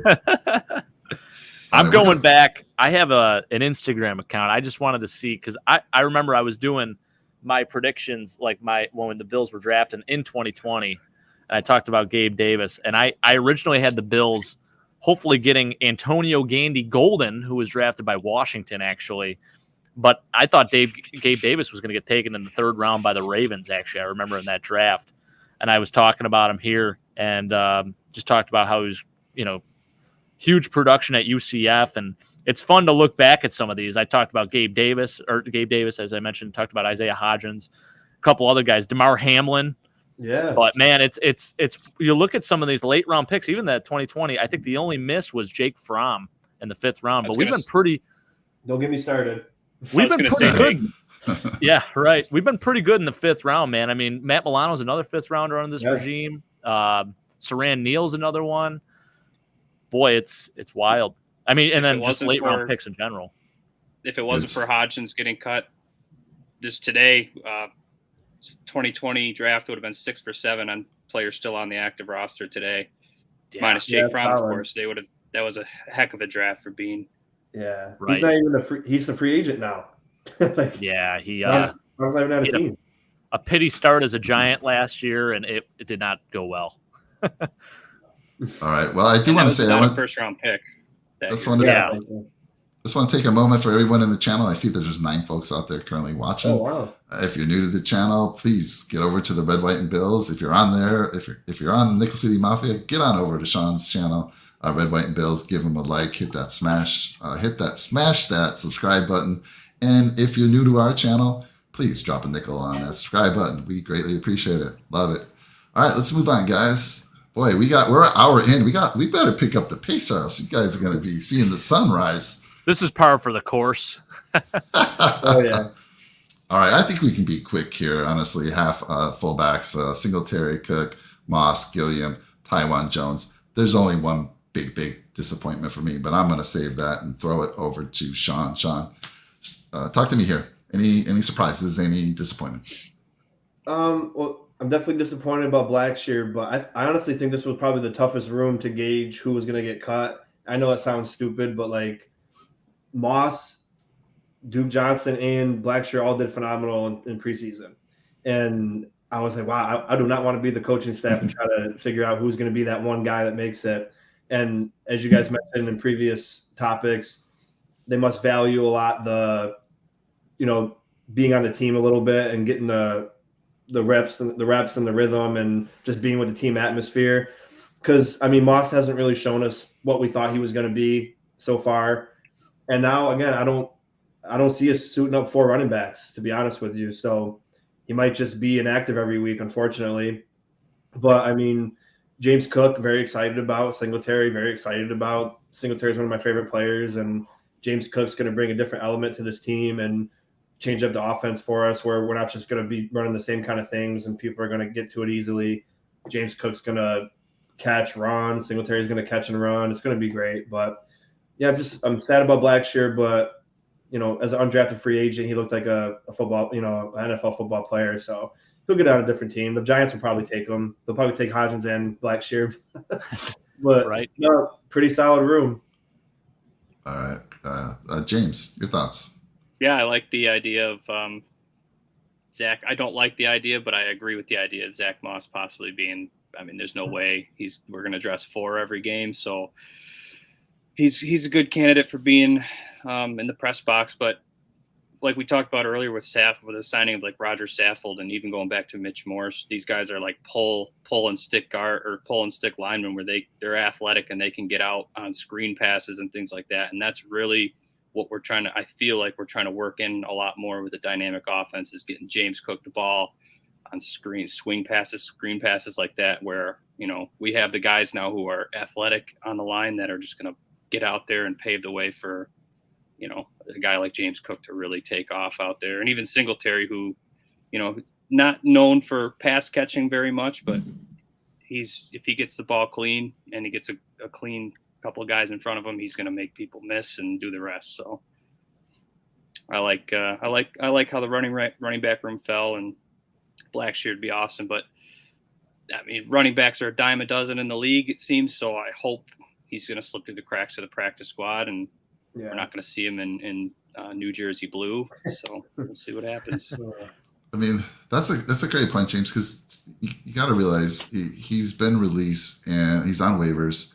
A team has to sign him to their active 53-man roster. A team has to look at him, and I know Jake and I will probably say that he's good enough, but a team has to look at him and say, is he worth signing to our 53-man roster? Are we willing to commit to a guy who nobody knew about until about 2 months ago? The only guy who knew about him June 25th was Mr. Jake Podger down there at the bottom when he predicted the future there. He's the only guy who knew it. But up until that, I mean, I still laugh. I look back at the show, that I put that clip out of, and even at the end, Jake said more about like, Mike, mark my words, Blackshear's our guy, and I was laughing. I was like, all right, Jake, all right. And he nailed it. And so I'll throw it to you, Jake, before I go on. But your thoughts on the running back room here? A lot of pain. I was watching the cuts come through this morning. I see Duke Johnson. I'm like, okay, Duke Johnson. I don't see any Raheem Blackshear. We're still safe. And then a couple hours later, I see Raheem Blackshear. You actually texted me before I even saw it, Mike, and I was just, my head sank a little bit. I knew it was going to happen, but there was still part of me that thought maybe there's a chance. But again, going back to the Isaiah Hodgins versus Jay Kumaro conversation, Raheem, does he offer as much on special teams as Daquan Jones does? He's not going to be a return guy because that's going to be either Khalil Shakir, Isaiah McKenzie, or we just have the freaking center fielder move where we play Micah Hyde back there. So I just feel like that was what it came down to. And, maybe I'm starting to see Shawn's point a little bit more here because who would you rather have, a 34-year-old Daquan Jones who's a gunner who makes tremendous plays on special teams, or a guy that can potentially offer you some value? Now, how much time does he really see, though, too? That's a good question because we have these other three running backs. Now, and I don't think we do dress all of them, like you said, but it's going to be interesting to me to see when we do actually dress Zach Moss, because I feel like Devin Singletary and James Cook, for sure, we're going to dress him every game. Daquan Jones, we most likely will, too, just because of the special teams thing. But when we do dress Zach Moss, I think it's going to be typically against those more physical teams. So we play the Steelers this year. We play the Ravens. I could see him definitely dressing against those two teams. It's always a bloodbath with those two. We got a couple other teams potentially on the schedule where we can sort of exploit their team and their defense because they're a little softer, and especially in the middle there. And I think Zach Moss can definitely play a part. I know a lot of people don't want to hear that because it's not a sexy thing, but that's reality. So that'll be really intriguing to see. And I know there were a lot of trade talks actually going out, just saying maybe there was interest in trading for Zach Moss. So another thing that definitely sparked my interest, but nothing obviously happened there. So, and shout out to my guy, Reggie Gilliam. Holy smokes. Survives another year as the only lone fullback on the team. I mean, gotta love it, man. I'm actually in the process. I'm creating 2 pictures, and I'm going to get them printed out. I'm going to have them in my man cave here. I have one of the best fullbacks I grew up watching throughout my day, that have since retired. Then I'm going to have another one of the best current fullbacks, some of my top guys that I love watching. I'm going to make sure Reggie Gilliam's on that picture. But the other one, just to give you a little teaser, I got Larry Centers, Lorenzo Neal, who should be in the Hall of Fame for his ability to block for 1,000-yard backs, Mike Allstott, Corey Schlesinger, Fred Beasley, Tony Richardson. I mean, come on. You're going to get me going on fullback, so I'm not going to say too much more. But Reggie Gilliam, welcome back, baby. Another year, and my jersey should be in within a few weeks here. So for me, I mean, again, I was disappointed in Blackshear. Now, this is crazy because I didn't even know who the heck Blackshear was until 2 months ago. But Singletary is in a contract year, and I don't know if the Bills are going to re-sign him. I mean, are they going to pay him the money that he's due after this year? I do have a bet with Jake that Singletary will have more total yardage than Moss. He seems to think Moss will be a 500 guy. I still think Singletary wins that barely. James Cook, Mike. Who did I say? You said Moss, but it's okay. I knew what you meant. Why am I saying? I say that's easy money for Jake. That's just you saying that's easy money. I don't know. I believe this was last year. You should have saw our show early on. Jake was trying to push me over to Zach Moss. He's like, Moss is the better guy. Singletary, once they gave him the reins, he took off. Once that line got themselves organized, he took off. So I expect the same. He's in a contract year. I would have loved what I saw from Blackshear. Again, it's against second string defenses. So it's hard. It's really hard to kind of gauge that. But I'm looking at a replacement down the road for Singletary. And what I saw from Blackshear was very impressive in a short amount of time. And I, for one, and Jake and I talked about it a little bit, Daquan Jones, I mean, he's similar size. We said maybe. This is a case where maybe it wasn't Daquan Jones, but somebody else that we give up and keep, and we keep Blackshear. Now, I have to hope, same with Hodgins, because I know Shawn will feel a ton better if Hodgins clears waivers and we re-sign him. Yeah. And I'm hoping the same for Blackshear. I don't know. Between the two, let me ask you, Shawn, between the two, Blackshear, Hodgins, are they both going to get swooped up, or you see one over the other getting swooped? Yeah, I think they both will, but as James said, running backs, they're a dime a dozen, and a lot of people I do want to say something about Singletary's contract after this, but I think there's more of a chance for Hodgins to get picked up, but I do see them both getting scooped up, to be honest. But I think if one had to come back to the team, I think Blackshear has a chance of being on the practice squad. But I think they both will get. I honestly think they'll both get picked up. I guarantee you at least one of them will go to the Giants, guaranteed. And I mean, there's a lot of bad teams in the first. There's a lot of crowded running back rooms though, too, Shawn. Yeah, that's the only thing. So that's where I'm holding out hope. That's why I think he can actually come through and make it. But yeah, I don't know. But it would be nice to have them both. I mean, I'd be very happy. under our little tent of 16 players that you can protect a certain amount, and it'll be nice. Hopefully, you'll be a happy camper tomorrow. I hate this thought just popped into my head, but Blackshear seems like a Belichick guy. He does. He does. They're very crowded, though. Speaking of that, Jaylen Weidermeier did sign with New England's practice squad. So I don't know if you guys saw that. Former Bill that was cut in the first round of cuts there, who I was pretty high on, Mike. Yep, you were.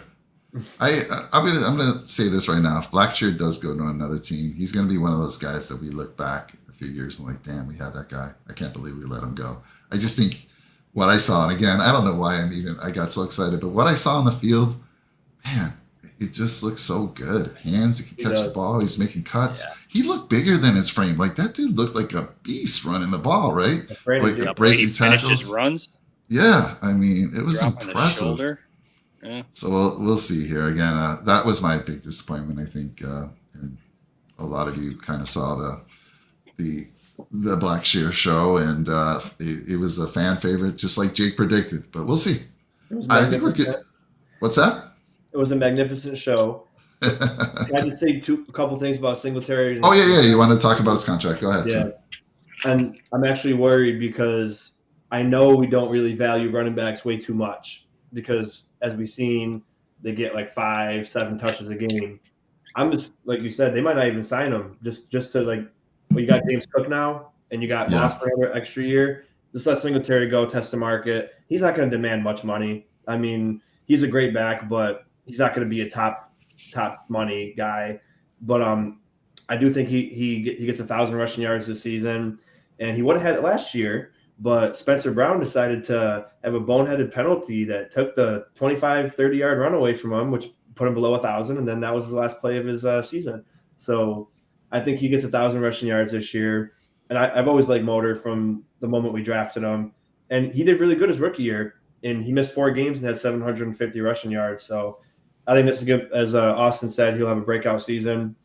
I really think so. But I also think James Cook is going to be phenomenal also. It's just there's so many potential mouths to feed and a great seasons from all these players. It's just exciting. I can't stop smiling thinking about it. But hopefully we sign them. But I have a feeling that we're just going to let them go. And then we're going to keep Cook, Moss, and see if Blackshear is on the team next year. I don't know. Wow. So, I don't think that, but I think that's a possibility. So is James right as far as Jake having easy money? Do you see Cook having more total yardage than Singletary? No. Yeah. You're talking to Jake. Go ahead. I'm sorry, Jake. No. I thought he was asking me. Go. No, I was asking Shawn. Shawn. That makes more sense. Well, I'm not saying it's impossible, but what I think, knowing my Bills, what I think they're going to do, they're going to make James Cook inactive week 1. They're going to put Moss and Singletary out there. Then, because I just have that feeling because they've done stuff like that in the past years. So I got a feeling they're gonna set him week 1. I could be very wrong. It's just a thought I have inside I don't really like. And then they'll let Moss play, and then there's going to be a lot of, like you said, situational stuff. Motor's always going to play, but they're going to flip flop Cook and Moss. I think, like you said, depending on who we play, or if Cook fumbles once in the Rams game, he won't play the rest of the game. So if he does play, so he's going to be on a very short leash, kind of how Moss was last year. You know how he fumbled in San Francisco, benched the rest of the game. It's going to be like that with Cook and Moss this year. They're going to probably switch them, but I don't like that. I think Cook and Singletary show every game. But as you said, there's going to be times where maybe they want Moss in a more physical game like the Titans, but then even you might not, because Cook's speed and his elusiveness might even offset some of the physicality that they're going to be bringing on the defense. But I don't know. Yeah. I think Singletary for sure has more totally purpose yards, but Cook's going to have a phenomenal year. He's a steal in the draft, I think, too. But I think what sets him not beating Singletary is he's not going to play every game. Yeah. So I'm liking my chances more now that so it's 2-2. It's like two of you guys think Cook. There's something about when a player is in a contract year. There's a switch that flips. Like in fantasy football, I'm always, if I have to decide between two guys or close and I see one's in a contract year, I'm taking that guy in a contract year. Devin Singletary is going to put up 10 plus touchdowns, have over 1,000 yards total on the year. And the Bills, we're going to be asking the question, like there's going to be folks saying, we need to re-sign this guy, and he's going to demand a little bit, but we'll see. Well, that's a good point, Mike. Look at Jordan Phillips and Shaq Lawson. Their contract years, there was their best seasons, and then they went to different teams. Shaq Lawson went to 3 different teams last year, and the 2 years Jordan Phillips was gone, he had like 2 sacks in each year, and he had 10 with us that contract year. So it's a true thing. When you know you got money on the line, you always play better. So that's a great point. Yeah, I agree. Well, I just want to check on the group here. Everyone okay? We're an hour and 12, and we're still haven't even gotten to the defense. Everyone good? Need a drink? Got to go to the restroom and all? Dialed in, baby. Dialed in as ever. Absolutely locked in. I'm on the Dr. Pepper, though. I'm not doing any beer. Yeah, I got my water going now. Well, I don't know about you guys, but I was sweating this the most. This one's had me scared. I was waiting all day, and thankfully Josh Allen made the active roster. Thank God he made the active roster. So I was sweating this one all day long.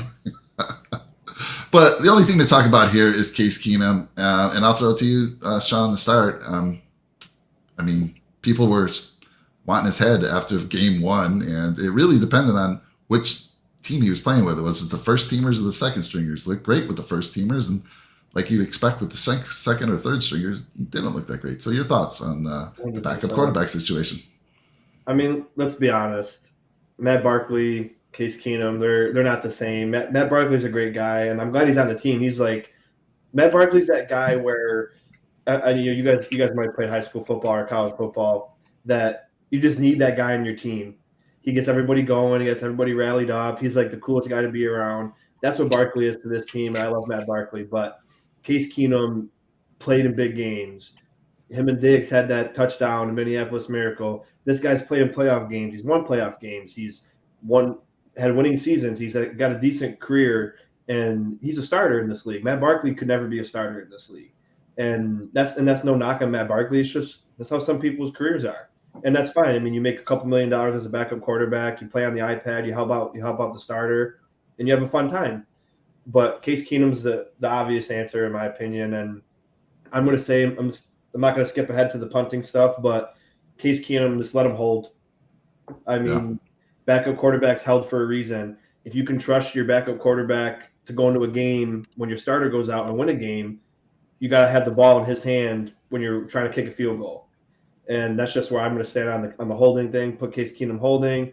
Matt Barkley's going to be on the practice squad, and I like this right here. But maybe Josh Allen should let him go. Cut him loose. That's it. Hey, pick up your new version of Josh's Jacks, by the way, guys. It's officially released, so I got to get my cereal box. You guys I don't know if they got it out where you are, Sean, but no, they don't. You gotta. I gotta give you some money. You gotta mail me one, or I got you, man. Mail me 2 so I can eat one and then save. That's what I always do. Yep. Yeah. Well, I'll throw it to you, Jake.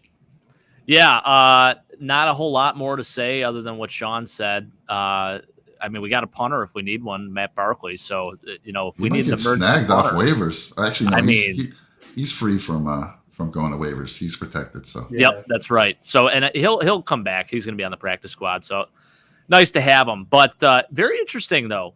Davis Webb was released by the Giants. Now that was a guy who spent a lot of time here in Buffalo, basically doing what Matt Barkley is going to be doing. He had a hell of a preseason too for the Giants. I don't know if you saw that. He actually looked like the best quarterback on that roster. I know he's playing with backups mainly, but wow.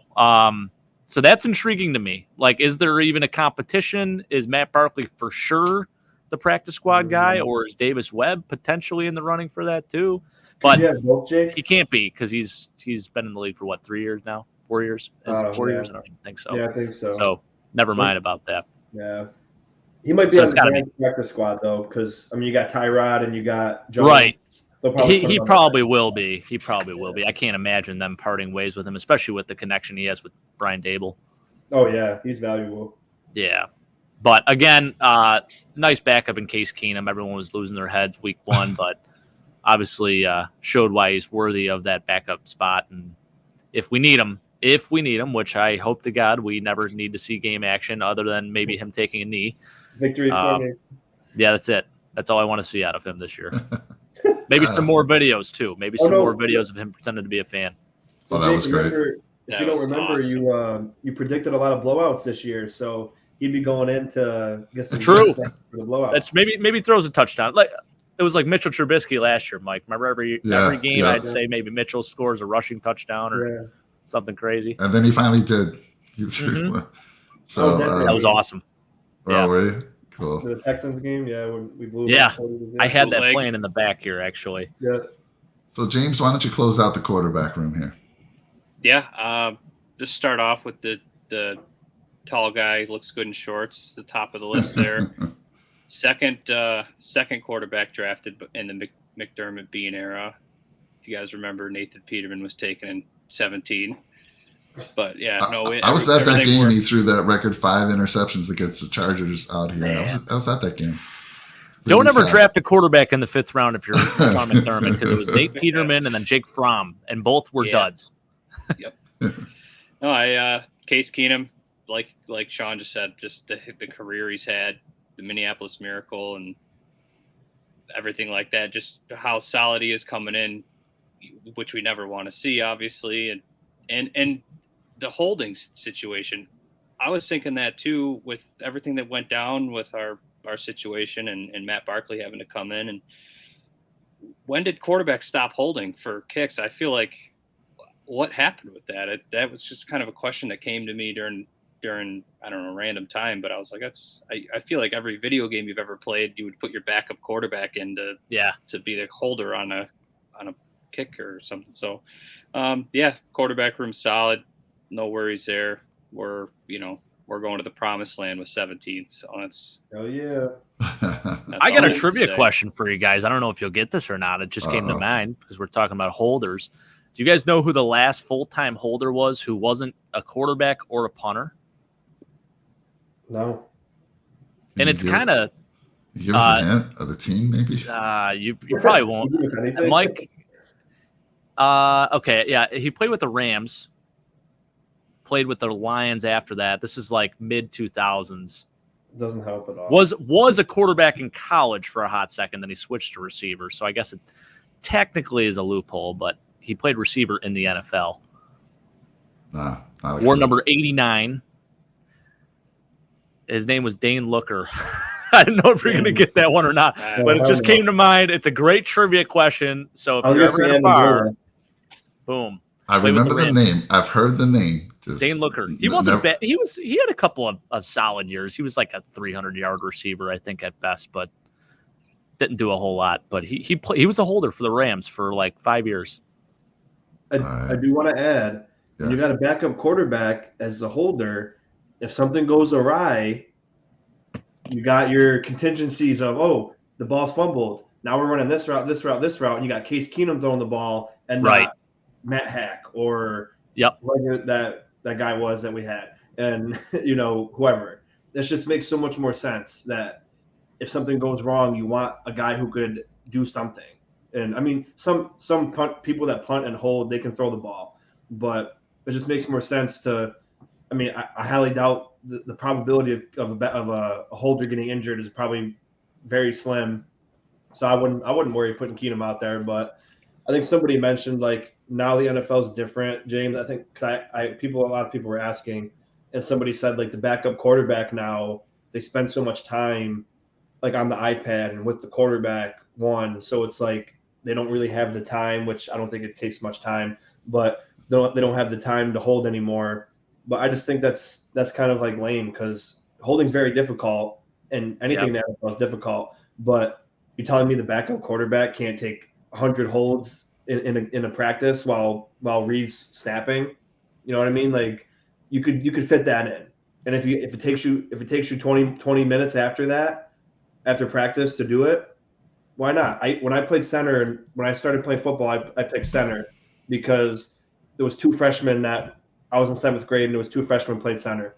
So I was like, oh, well, I think I could beat the one guy out, but I'm definitely starting the next year.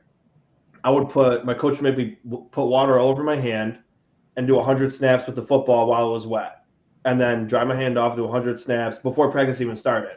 So I had to go out 45 minutes before practice started when I was 12 years old and do that. That's awesome. So why can't like pros take the extra time to do holding stuff? But I don't want to take too much of the time on holding. But I agree with you, James. It makes more sense to have a backup quarterback do it.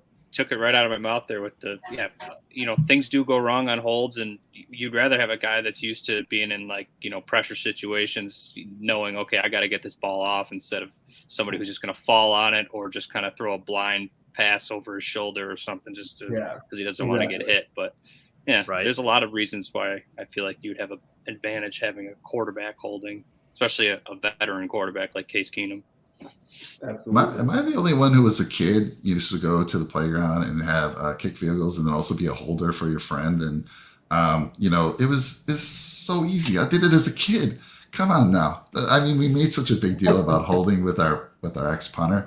It's like, come on. I remember I was a pretty damn good holder back in the day. Laces out. Try out, Mike. I thought about that. Could we try out for in Buffalo? Could you just walk on and be like, hey, I can punt. I played at a D1 college.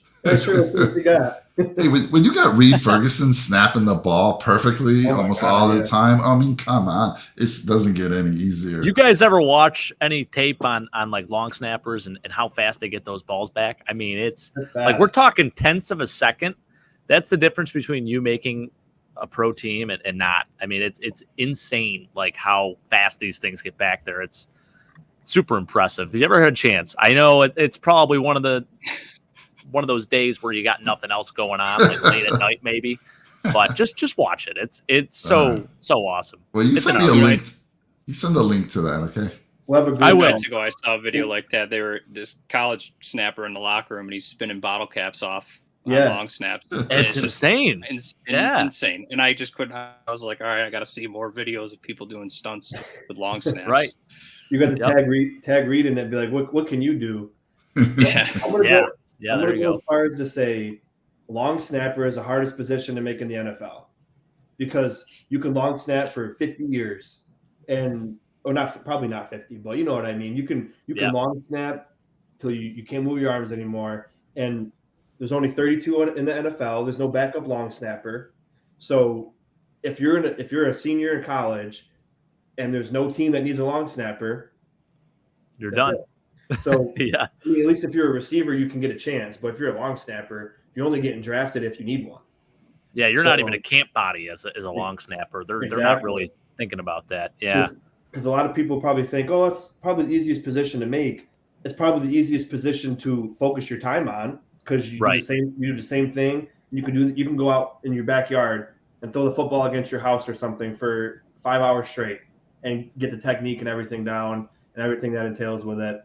But you get if you're getting drafted as a senior and there's nobody that needs a long snapper, then you're done and you got to wait, play in the XFL maybe, and then wait till you get a shot. But I'm gonna say it's the hardest position to make in the NFL. Can a center long snap, like a long snapper can play center? I don't think so, man. It's so much different because like Jake said, it's like the speed and it's like technique and everything. And long snappers are a little bit more.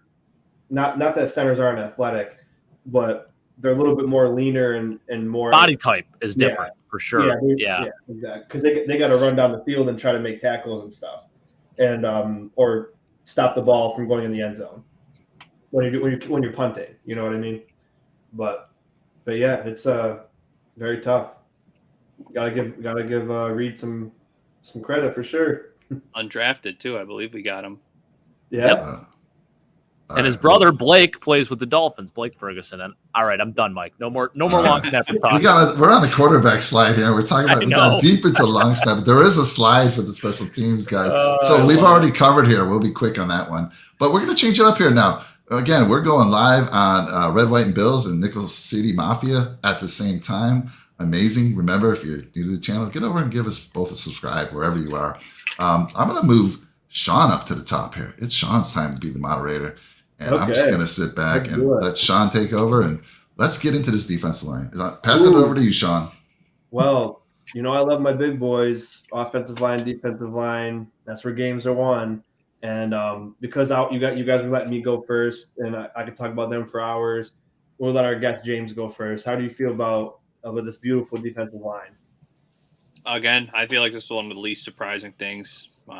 Just graze over it. I didn't really pay attention to what happened with Tim Settle. I think of everybody here, obviously Von Miller's like the clear runaway. Let's see what he looks like in blue on Sundays here, Buffalo blue.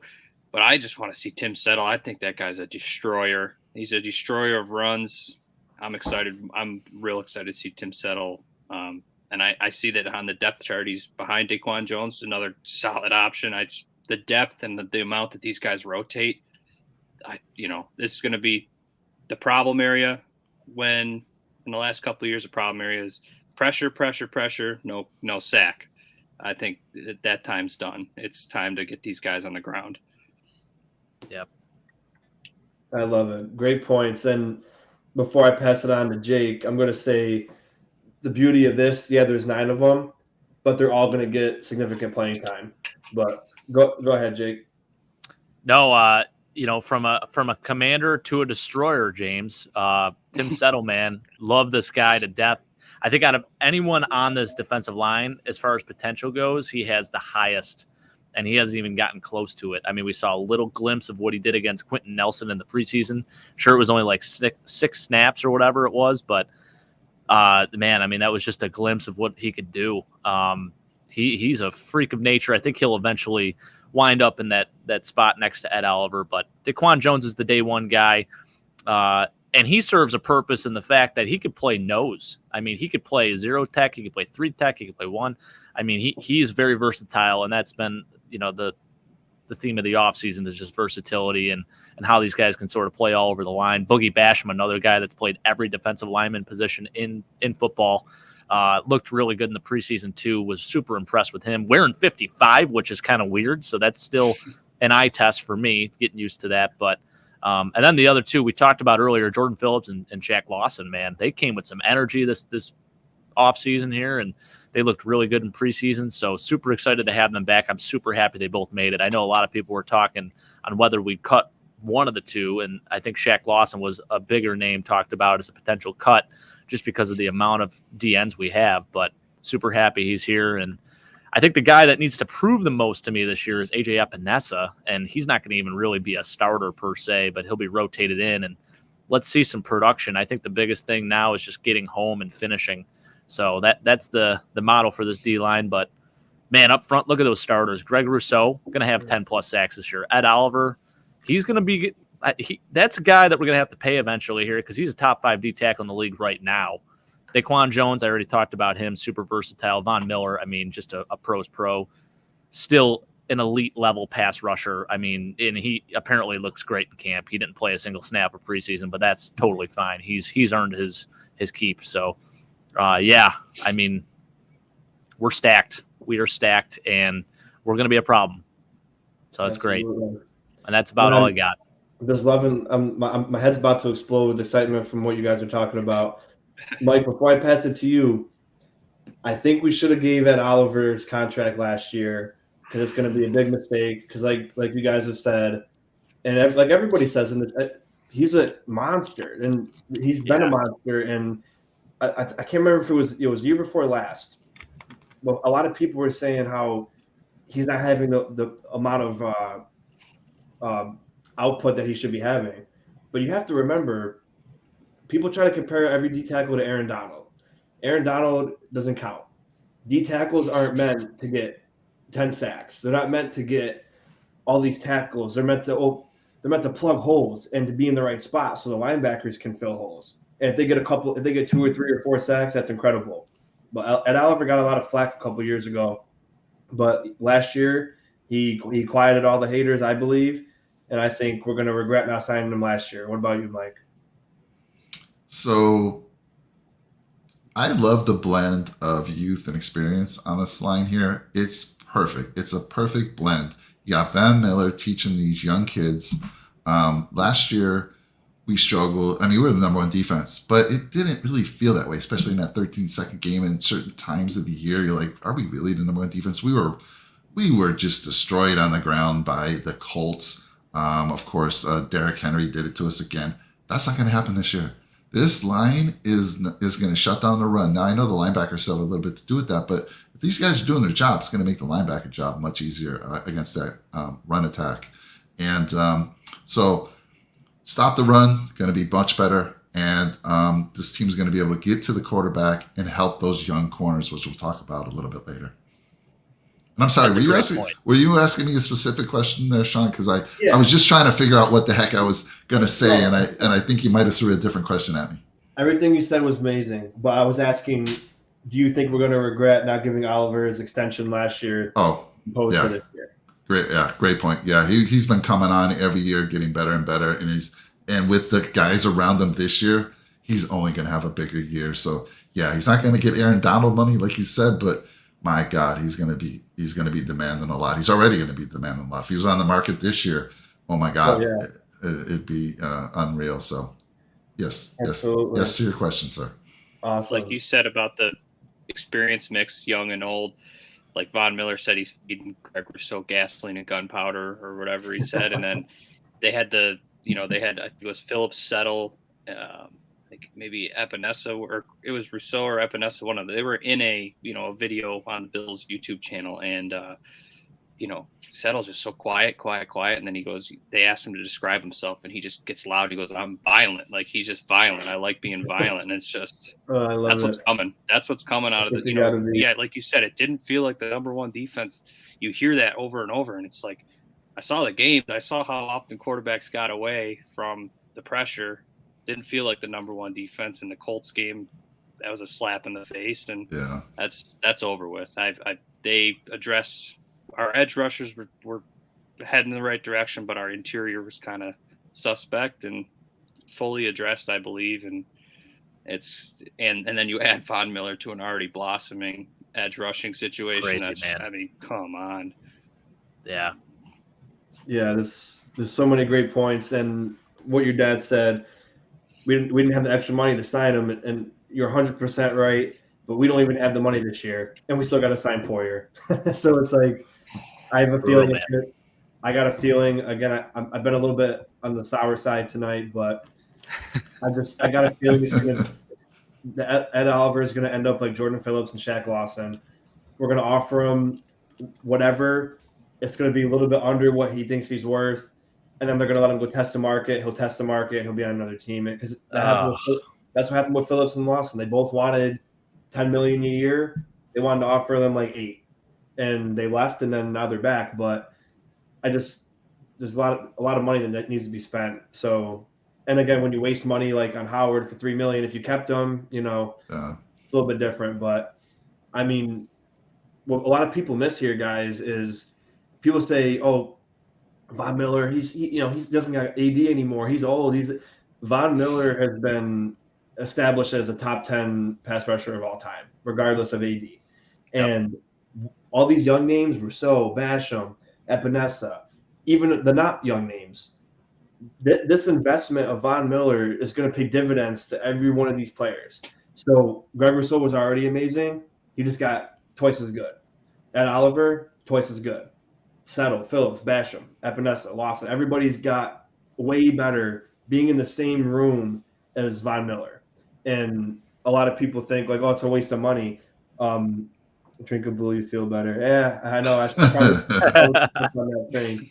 But it's such a big thing that the $52 million guaranteed for Von Miller is not just for his playing ability, but it's going to make all these guys worth every penny because, without Von Miller, yeah, you have a defensive line coach, but this is one of the best pass rushers to ever play. It's like having Bruce Smith back to teach, in prime form, teaching young guys how to, pass rush. And it's just going to be incredible. Epinesa, I do think he's got to prove more, but I think he's definitely got the potential to do it. He's one of the quickest times off the snap anybody on the defensive line in the NFL. I forgot how quick it was. I used to have the number in my head last year, but it was insanely fast how quick he gets off the ball. He lost the weight his first year after he lost we drafted him at 280 or too close to 290 even, and he dropped down to about 260, and that's a lot of weight to drop to be thrown, going against people that are 330 pounds and just big offensive linemen. So he finally filled into his weight, I believe, last year, and he didn't have a lot of output, but he can hit like a monster, and he's fast. So just looking at all these names, dude, I could just sit here and stare at it all night and not even say a word. Just salivating over it. Just imagine how absolutely deadly this defensive line is going to be. And go ahead, James. I just got one thing about the Oliver contract situation because I didn't even think of that, but it could be a good case study having guys like Phillips and Shaq Lawson back. And not only did they come back, but they didn't refer like, I'm not coming back to the Bills. I'm coming home. This is a home for them because they felt, they made that connection when they were here. They feel like they had their eyes on Buffalo. It was pretty much after they left and realized grass isn't always greener on the other side. And I'm not saying that Oliver should take a hometown discount or, not secure his bag, but I feel like that's a good case study to have a veteran like Jordan Phillips or a guy like Shaq Lawson in his ear. Like, think about how long you could run it here. Think about 100%. How it's a great point, man. I think that's pretty cool. That's a perfect point. And honestly, I think Jake and Mike remember this. I was sitting here thinking Harrison Phillips, who, had a little bit above average year last year and not much else before that.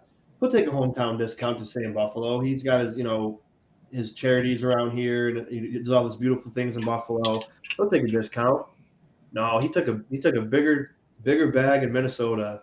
Granted, he still does all his beautiful things here, which is amazing, but he was the guy I truly thought, out of all people, would take a smaller deal just to stay here.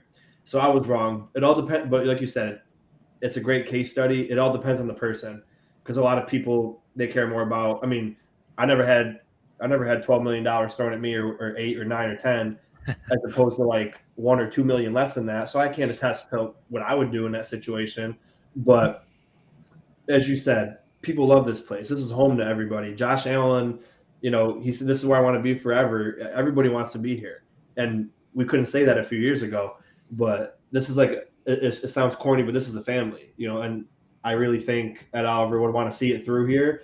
And again, just going back to Jordan Phillips, like this guy, he's 6'7" or 6'8", 6'6" at least. This guy's a freaking monster truck, and so is Tim Settle. You put them both next to each other, or you put Phillips next to Jones. They both can play one tech. They both can play 3-1, like you said. These guys, this whole line is just, You're gonna have to stop me, Mike, because I can talk about this line for another hour. Hey, you're the moderator. You have to stop yourself there, Shawn. Well, for the sake of everybody, we can move on. But this right here, I think this is going to be the most improved room out of all the rooms that we had from last year, and this is going to be. I don't want to say it'd be a homer, but I'll kind of tone it down. We'll be top 3 in sacks this year. Wow, nice. You think it's our first year? So, Shawn, I'll piggyback off of that. Do you think it'll be our first year with 2 guys with 10 or more sacks since, I think, 2014? Do you think that happens then? Oh, yeah, 100%. Love it. Easily. Vaughn and Rousseau will both get at least 10. That's great, man. It's going to be a lot of firsts this year, a lot of firsts since this year. Yep. First 2 1,000-yard receivers since 2002, first 2 10-sack guys since 2014. Going to do a lot. Maybe first 1,000-yard rusher since Shady in like 2016. Yeah, that's great, man. Love to see it. First Super Bowl, first Super Bowl. Yep. There you go. There's a lot of things. Now we're talking. All right, Mike, you're gonna have to go to the next slide because I'm gonna another beautiful position. I was telling Mike off air. I played linebacker. I also played defensive line, but linebacker is a position where you basically, obviously, you're not gonna. I mean, you could die, but you basically got to put your life on the line. You could die. You basically got to put your life on the line every single play. And we were talking about Jaylen Spector, and again, he's not going to be a starter in this team, not this year at least for sure. But he looked like that guy who just wasn't afraid to get in it and tackle. And a lot of people knock Edmonds for that, and I'm a huge Edmonds advocate. But a lot of people, and I got to admit, I've seen it too. A lot of times Edmonds doesn't hit the hole how he should. He's a 6'5", 260. This guy's an animal, and he just waits. You can't wait as a linebacker. As soon as you wait, you're done. And no matter what, as long as you run, and you could get run over, but if you run in front of this, if Derrick Henry's coming through the A gap and you just see a big hole open up and you see him right in front of you, if you just run as fast as you can and at least lower your shoulder into him, if you can't wrap him up and you slow him down, they'll gang tackle him. But don't just sit there like this in position waiting for him to come to you and then try to do this to him, because arm tackles don't work, especially in the NFL. It never worked in high school. It doesn't work in college. And he's going to just jump over you, truck you, or anything. If you wait, you got to be the initiator. And I'm rambling, but I'm going to go with Jake this time. How's this linebacker core look? Well, let's give a shout out to Mr. Jaylen Spector. I am beyond thrilled that this man is on the team. I've been a big advocate of him since day one. Initially started following his brother Brannon at Clemson, who's a slot receiver there currently. But then I was put on to Jaylen, watched a little film of him. With Bills picked him up in the 7th round, which was an absolute steal. The guy led the team in tackles every single preseason game, Shawn. I mean, he looks like a pro. Yes, he struggles a bit in coverage. He kind of gives you a little bit of what A.J. Klein does, but he's a younger version of it. And I think he can catch up a little bit and work on the coverage abilities. And I think that will come with time. Obviously, speed is something you cannot teach, but maybe instincts and his ability to be aggressive and run downhill will help him out a little bit in the long run, which I do think it will. One thing I want to mention, there was a guy, Joe Giles Harris, who I thought had a really good preseason, and I actually thought was more worthy almost of keeping over Andre Smith, but Andre Smith technically doesn't count towards the roster right now. So you had to make a decision there. And obviously between the two, Jaylen Spector and Joe Giles Harris, I thought Jaylen Spector was the guy. So I think Joe Giles Harris is definitely a practice squad candidate, and there was no chance we were going to cut Tyler Matakevich because, again, special teams, I mean, that's huge. So that guy's a special teams captain. He's actually a captain on the team, I believe. So, yeah, there's no way we're going to cut that guy. But looking at it from afar, I mean, look at the different types of packages that these guys offer. You have your base package, which is nickel. You run 2 linebackers, Tremaine and Matt Milano, but then Terrell Bernard can be put in during blitz packages, and his coverage, I think that also needs some improvement as well. I wasn't super impressed with that during the preseason, but it was a thought that Mike and I had, maybe where we could play nickel and put him in that slot position because he's a bigger body, a guy that can maybe cover a tight end and line up and jam him at the line a little bit better. But that was definitely another thought as well.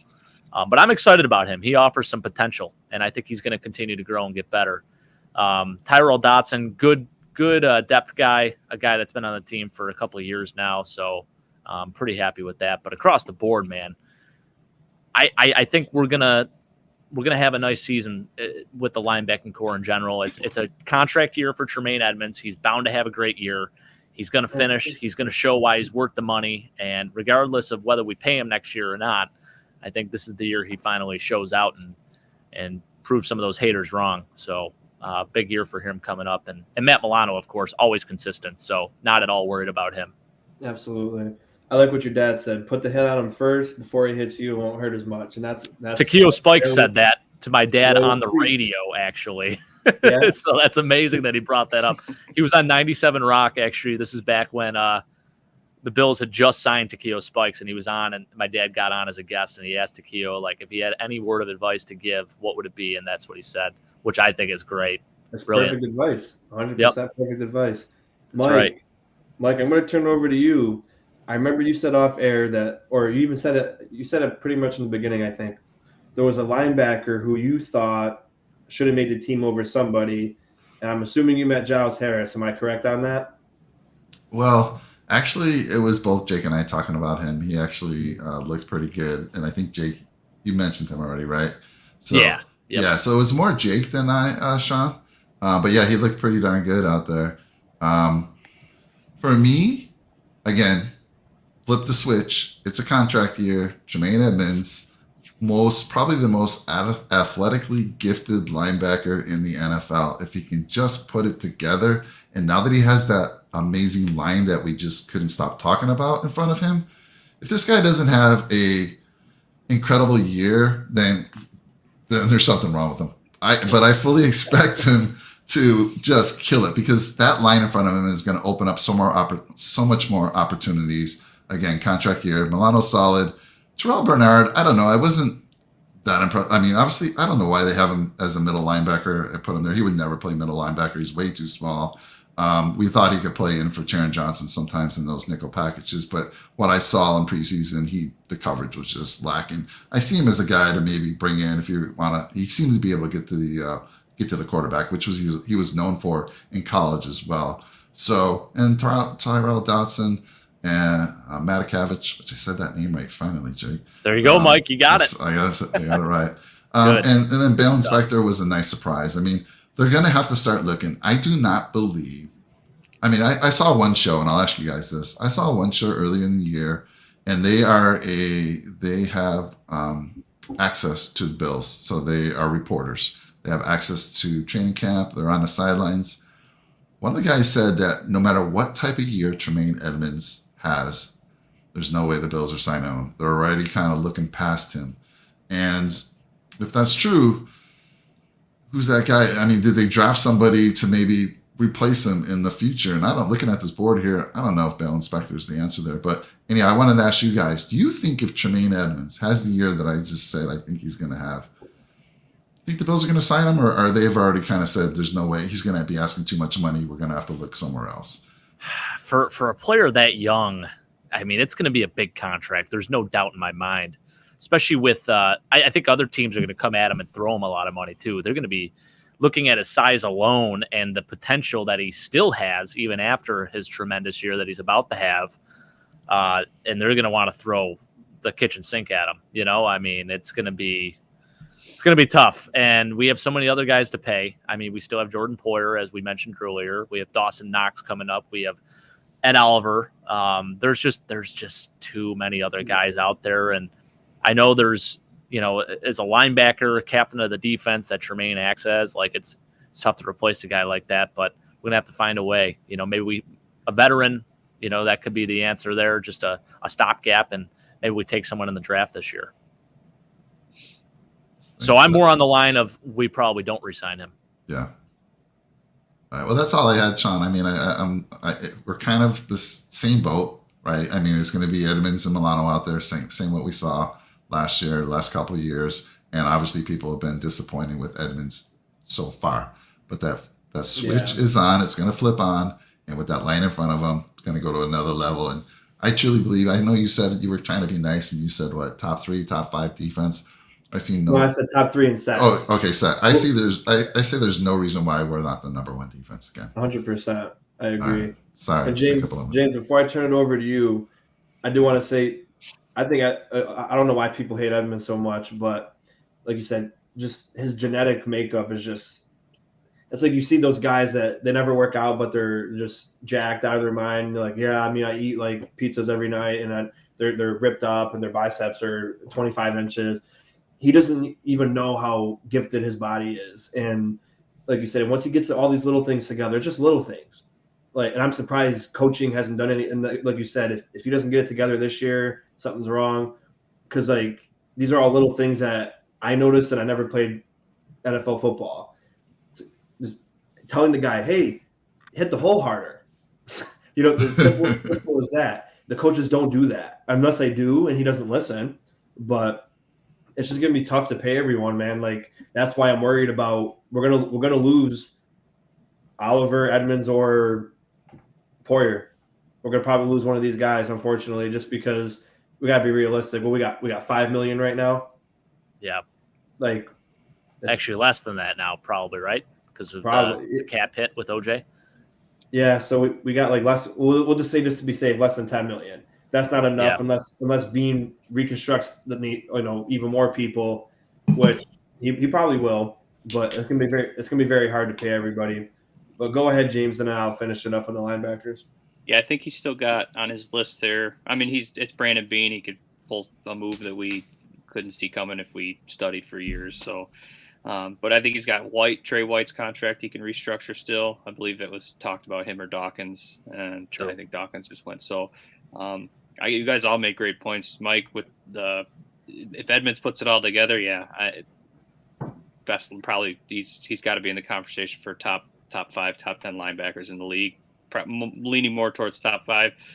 Shawn, you couldn't have said it better. Edmonds will find a wide open hole and just wait for the running back to meet him. It just doesn't seem like seems like it's a boundary for him. Like, I can't go past the line of scrimmage. It's so strange. Yeah, he gets that penetration. He just waits. He's just like, point of contact's going to be here, and I'm not going to go make it. It's interesting, but and the drafting again with Bean is just, I mean, right up the middle, Edmonds, Bernard, Spector, and then Milano. It's just, I like the homegrown talent aspect of it. That's you love to see that. Milano, I believe his contract was last year, and he took less than what was expected of him to take. So yeah, what was it? 3 years? I thought it was 3 or 4 years for him. I think it was 4. 4 for 40 or 44 or something like that. Yeah, he gifted us though. Yeah, yeah, and I like the idea, like you said, Jake, of Bernard being. I think you said Bernard blitzing. Used in blitz packages, blitz heavy. Yep, and it's like Mike, you said, that's what he did in college. A lot is what he's known for. So, not much, other than Milano being sent on blitzes, there wasn't much blitzing going on, and it seemed kind of like, even though we had rotation on defense, it seemed like you kind of knew when the blitzes were coming. Now they can kind of disguise some more of it, I believe, on the defensive aspect. But the number 1 defense last year, all they've done is add to it. There's no way. I mean, like you said, Shawn, top 3 in sacks for sure. And then, where does the number 1 defense go that adds Von Miller and Tim Settle and drafts, some pretty athletic, decent linebackers? And, they have a lot to learn, but I feel like it's going to be a good year for our backers, and the line. I believe it was Allen said the D line's going to make the linebackers look unreal, unbelievable. So, it's going to be unreal.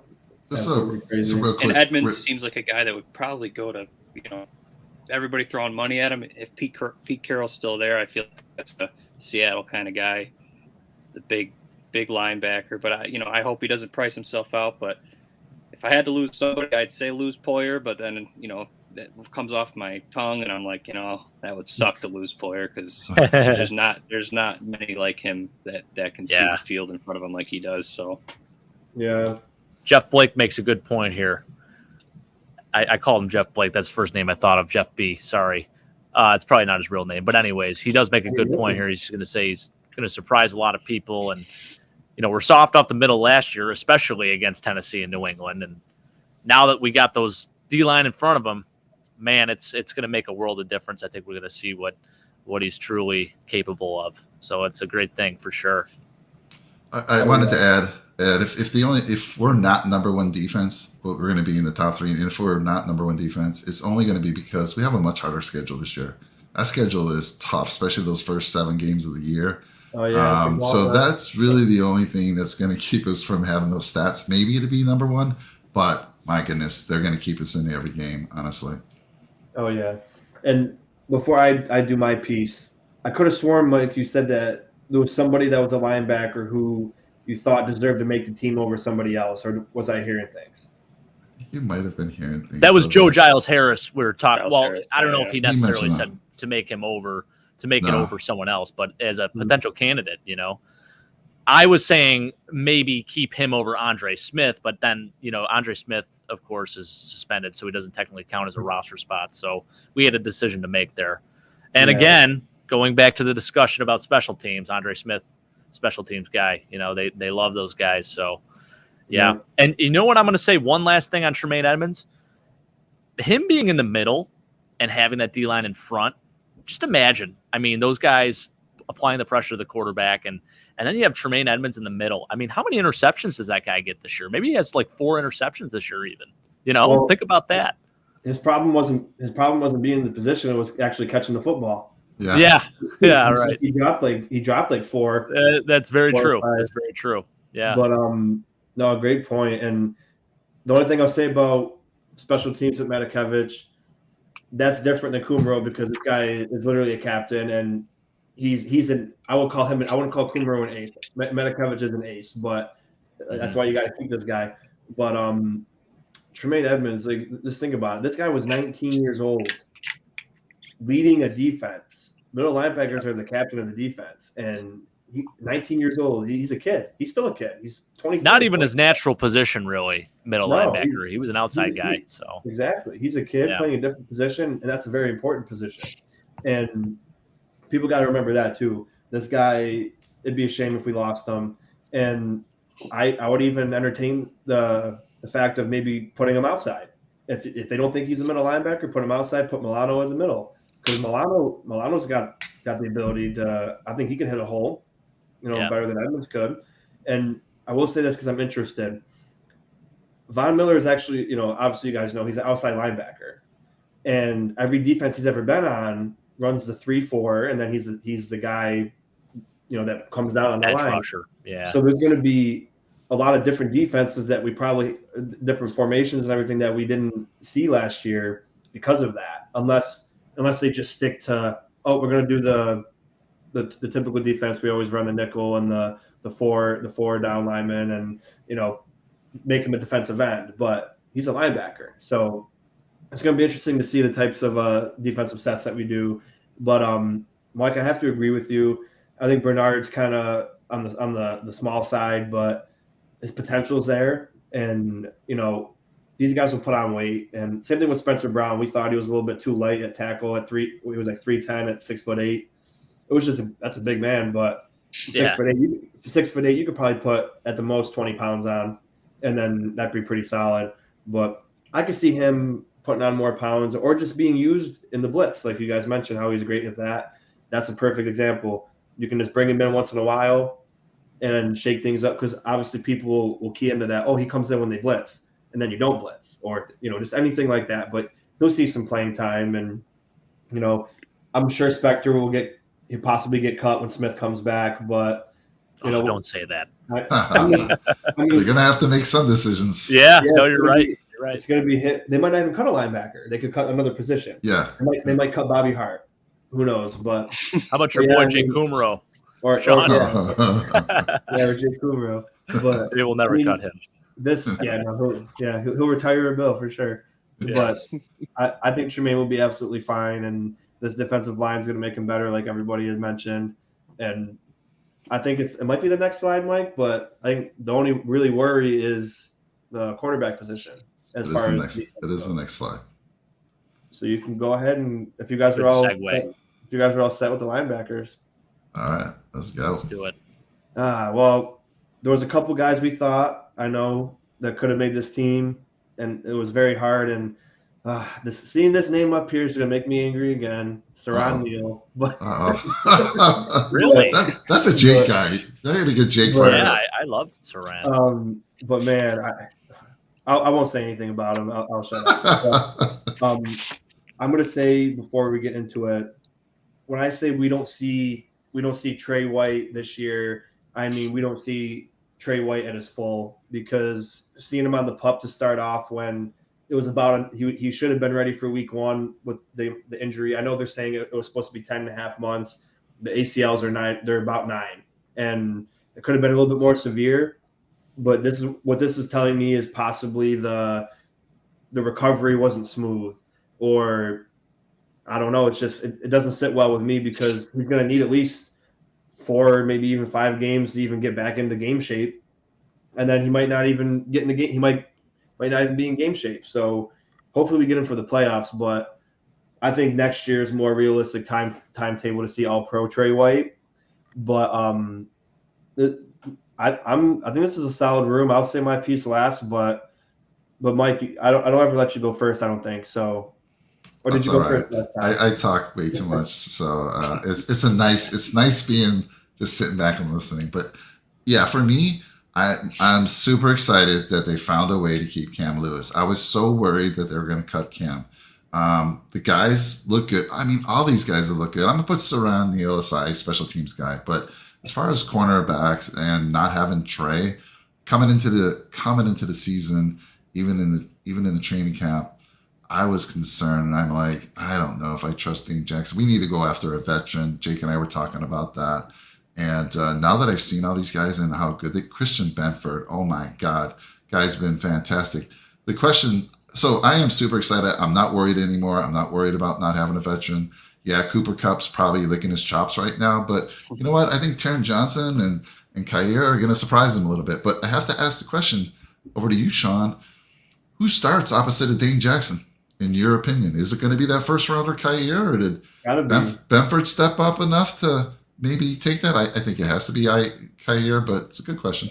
It's got to be Kyer for multiple reasons. One, it's because of his skill set, and 2, if your first round pick isn't starting, that's a fail. Bottom line, if your first round pick isn't starting, there's a problem there. So just besides that point, his skills there. And I actually ran into my old football coach, one of them, who was a big Florida Gator fan. And he said, man, I just remembered my best memory of Elam was when we were playing at Alabama. We didn't have a good season, but he just locked down Mechie. It was amazing. And I was just like, both John Mechie and Jameson Williams. Yep. He had a day, man.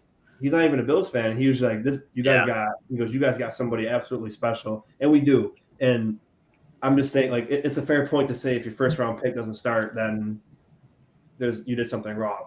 But I think Benford's he did amazing, and I'm really excited. People were inquiring. Some reporter, I forgot what her name was. They were like, "Do you think he makes this roster?"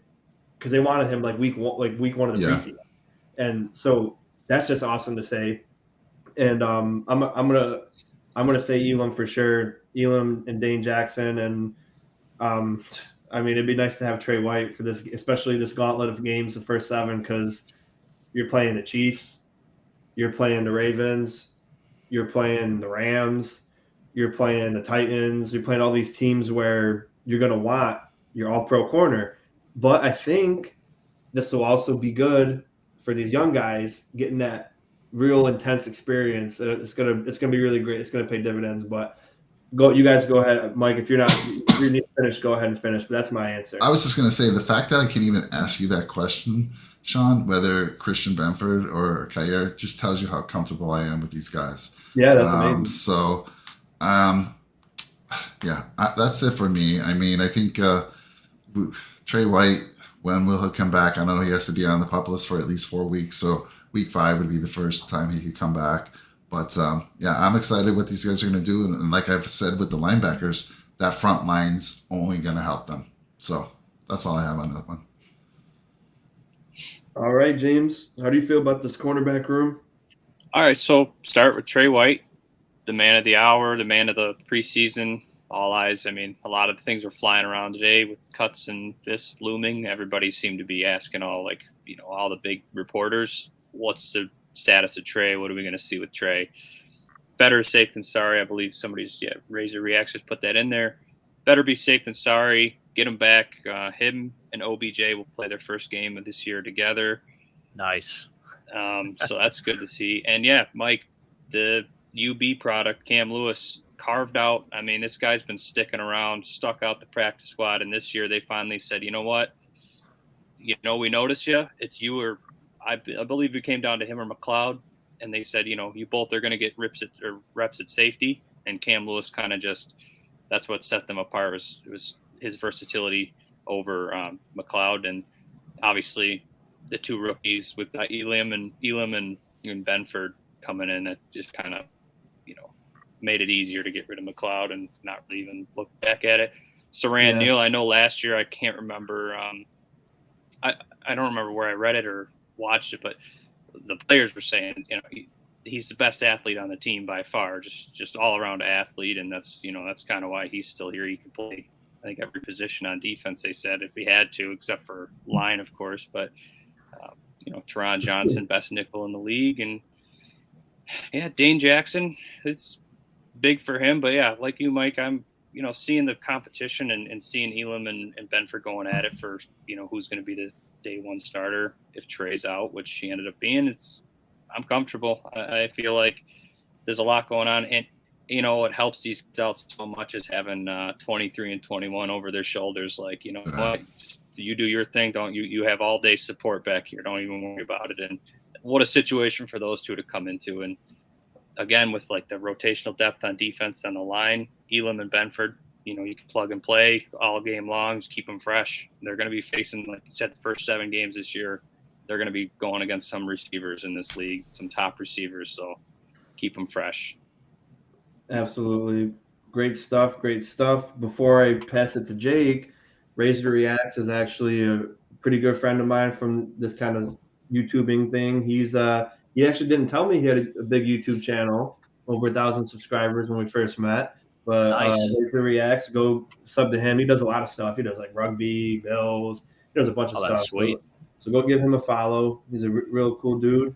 And Jake, before I finish up, how's this look to you? Looks great, Shawn. I know there's some concern, and it's rightfully so. I mean, he's an all-pro corner, Trey White, but Razor Reacts, you made a great point, man. Better be safe than sorry. You don't want to rush a guy like that back too soon, and then he actually worsens his injury, if that's even possible, but it is. So yeah, with how Dane Jackson played too, and I know he was playing against backups, but I thought he played pretty well in that second preseason game. And Leslie Frazier said it. He said he is cornerback 1. When Trey is out, he is CB1. So that is definitely a lock there. As far as the CB2, yeah, no question it's going to be Kyer Elam, although Christian Benford certainly gave him a run for his money. And I think we're going to see a couple rookie moments from Kyer, but I feel pretty confident with him.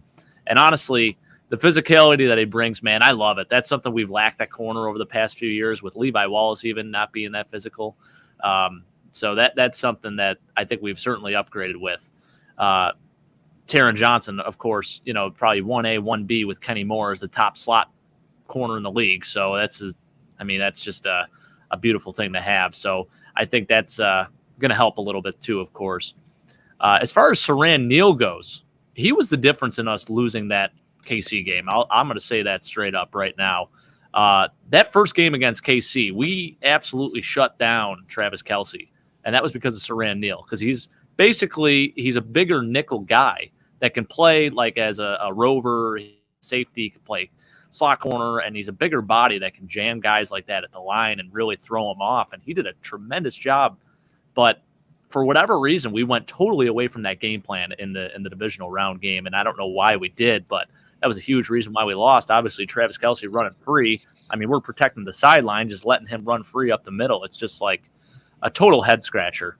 But I won't say too much more about the 13-second game, but there is a place for Saran Neal on this team, and I think that's it right there. And obviously the fact that he could play all over the field is super important. So I know he didn't play a snap in the preseason, but that just shows me how comfortable they are with him in general. So I think it's great. Shawn, I know you're not you're not super for that, but that's my take. I'm a big Saran Neal guy. Also, special teams value, of course, too. You know, you guys are going to think I hate special teams, because I really don't. I know, right?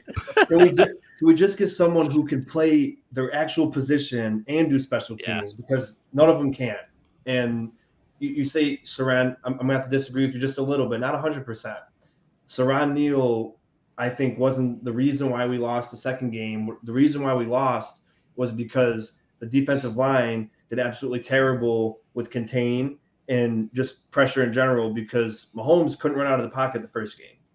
That's true. That's what really contained Kelsey, because he was running his routes and Mahomes was stuck in the pocket like this. Right. Greg Rousseau had a day too. You're absolutely right about that. I mean, he was. I think he was AFC Player of the Week or something too. He did phenomenal, and it was him too. It was everybody that played defensive end. They crashed and crashed and crashed. Mahomes ran out. Oh, Kelsey's changing his route. Boom, boom, boom, boom, boom, boom, boom. True. That's really what happened. And Saran, he's very fast. He's athletic, but don't be on my field when the ones are out there. Well, Kyer Elam, you could say is that, but as a corner, like as a true corner, he's aggressive. He's a bigger body, physical, and he's fast as hell, and he can run with the best of them. So but please guys don't think I hate special teams, because it's very important. It's going viral, Shawn. I'm sorry, I'm looking at Instagram. I'm looking at Twitter. Oh my God! Tell us about your thoughts on Steve Tasker while we're at it too. He's a Hall of Famer. Okay, there we go. That's different though. That's just a little bit different. I'm just saying, like, in modern day football, like we wasted how many spots on special teams aces for some of them. It's like you got to be able to at least play. I got to at least trust you to play in the position that you're supposed to be going into. Like Matakevich, he can play linebacker, but like I don't want Saran Neal out there playing defense with the ones. And Jay Kumro, he can go out and play a little bit, but I don't know. But I'm not going to talk about the receivers no more. See, out of all the special teams guys, I think Saran Neal is probably the most, I guess, in terms of having a guy out there on the field. If you have to start him, I feel like I feel the most comfortable with him out there.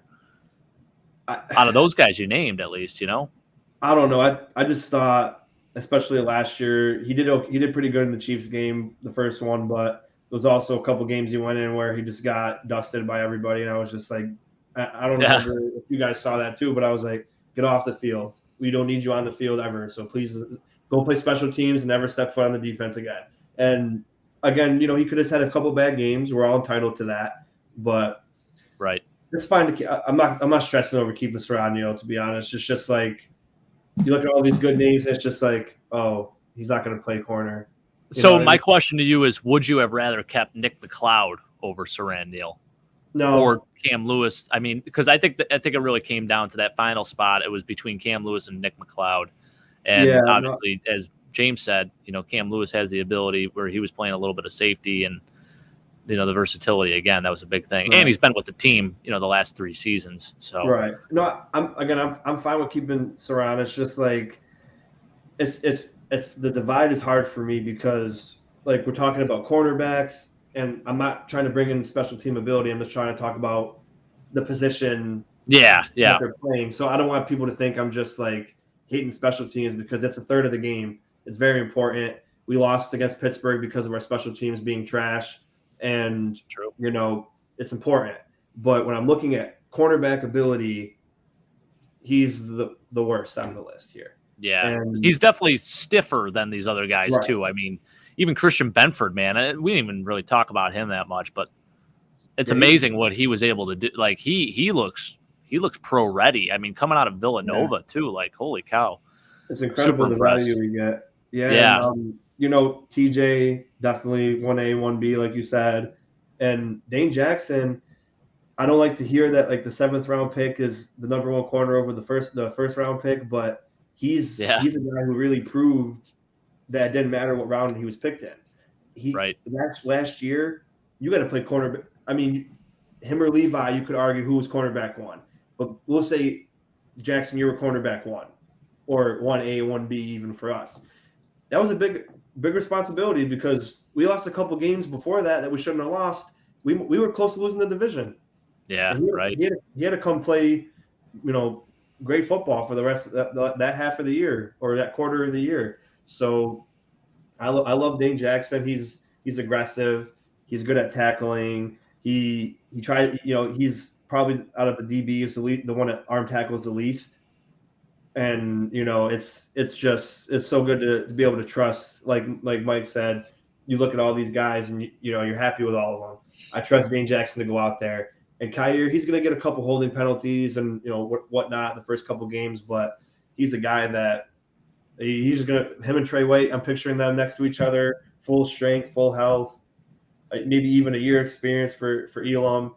That's just going to be insane. It's going to be fun, man. It's going to be insane, but I love Cam Lewis, and I like this cornerback room. I'm not going to lie, but yeah, I mean, I'm going to stop dogging on these special teamers that aren't that great at their position.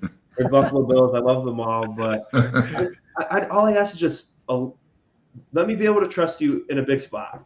I mean, be honest. Right. Game on the line, you want Saran Neal in there? Game on the line, you want Jake Kumaro catching the last ball? You know what I'm saying? Like that's all I'm trying to say is like it's not going to happen like that, but right. Hypothetically, let me be able to trust you a little bit, and but they're definitely their expertise in special teams. It does really help. I'm going to say that. But whoa, did we record that? Oh yeah, we're live. Yeah. We're live. Yeah, it's let's recorded. Get that. Hold on, let's get that sound. I'll clip that section out after the show, and we'll put that out there. Just wanted to reiterate it. I do value them, but just one quick thing on Elam is just like watching him in the preseason, the Colts game, a little rough at first. You'd like to see him like when he gave up I think it was a 4-yard catch, the first catch he gave up, or 6 yards. He was he looked pissed off out there, and that's you love to see that kind of attitude. But the rest of the game, just watching him, his transition from back pedal to side to side with the receiver, full on sprint. It's just like it's so smooth. It's almost just melodic watching him do that. His hips are so fluid, and it's incredible. So, what an athlete! Like you said, he's bigger size too. So he's going to get a lot, probably holding penalties. I think that's nailed on the head. You hit the nail on the head, Shawn, with that. Because he's so close. He doesn't really give up space on these receivers, so he gets a little bit more handsy because he has that ability because he's right there with them. But other than that, I think he's going to thrive this year, and I think that's going to be fun to see. Yeah, I'm excited for these guys, and I think the way Mike set this up, I think we're going to transition to what I want to say. But people talk about Super Bowl windows, and when I'm looking at the one position that's going to close our window sooner than what we would like is the safety position. And I'm not going to say, because I love Hamlin and Johnson, but Hyde and Poyer are just on such a different level that I think once they're both done, it's a huge, huge drop off. And again, Hamlin and Johnson, they're excellent, and I love them. And I'm not trying to say that they're bad players, but when you're comparing like Hyde and Poyer, they're just, I don't know. Yeah. Is that wrong to say that they're just on a whole nother level? And Hamlin and Johnson are great. They're not bad at all, not even the least bit. I'm very comfortable with them playing if one of them is out. But if both of them are out, that changes a lot of defense, because how many games has Poyer and Hyde saved for us? How many times has they picked up the slack for the corners? Like, just anything. These guys are just Poyer coming in making tackles when Edmonds can't make them. He's not afraid. These two guys, they're so, I hate to say they're underrated because we shouldn't be saying that still. They are. Putting them at 50 and 45 was still, we also live in a world where they put 12 people over Josh Allen, but it's just, these two guys are so phenomenal at their position that it's just, that's what worries me the most. And I know you can put these two guys in and it's fine, but as far as big spots, it just feels like it's going to be such a difference in defense once both Poyer and Hyde are gone. Hopefully it's not for at least a couple of years, but I think that's the position that is going to narrow the gap of our window the most. And James, what do you think about that? Is that wrong to say? How do you feel about these safeties here? No, I'm going to agree with you 100% on that. That's where the Super Bowl window, I believe, closes with Hyde and Poyer, and we've touched on it like several times. Got to get Poyer signed, and it's integral. It's an integral part of the team to get Poyer signed, and I know he wants to be here, and it seems like a tough negotiation for Bean to go through and all that, but it's a huge part of that defense to keep those two together. And they are underrated, and it's insane, criminally insane around the league how underrated they are. They both made top 50 on the 100 list, but they're not flashy with the interceptions and like doing crazy things like that. They just don't give you anything. You don't get anything on them. You don't get over their heads. You don't get by them ever. And that's not flashy or sexy, but that's wins you championships when you're not giving up 60-yard bombs, 70-yard, passing plays or anything like that. So yeah, I think you nailed it, Shawn. It's that keeping those two together dictates how long we have to how many Lombardis come back to Buffalo. Right. And for the people listening, we're not saying that we're never going to win a Super Bowl after they're done. We're just saying our chances are way higher with them right now. And then if we lose them, that's what's going to narrow us down and make it way harder for us to get to that point. Especially with the depth we have, right. There's not much confidence inspired by Daquan Johnson and Damar Hamlin. And not saying that they're slouches or anything, but huge drop off, like you said. And that's Bean can address that in the draft or through free agency, whatever. But you have two guys right now that, they are getting up in age, but they don't seem to be slowing down at all, or at least their minds and the way they see the game. So exactly, that's all I got on the safety position. That's perfect too, and everything you said was 100% true. And like Razor React says, he's got faith in the staff, and they excel at grooming players in the secondary, and they really do. But it's just like, I don't know, it's just the way these two play is just unbelievable. Jake, I know Mike likes to go last and listen, so how do you feel about these safeties?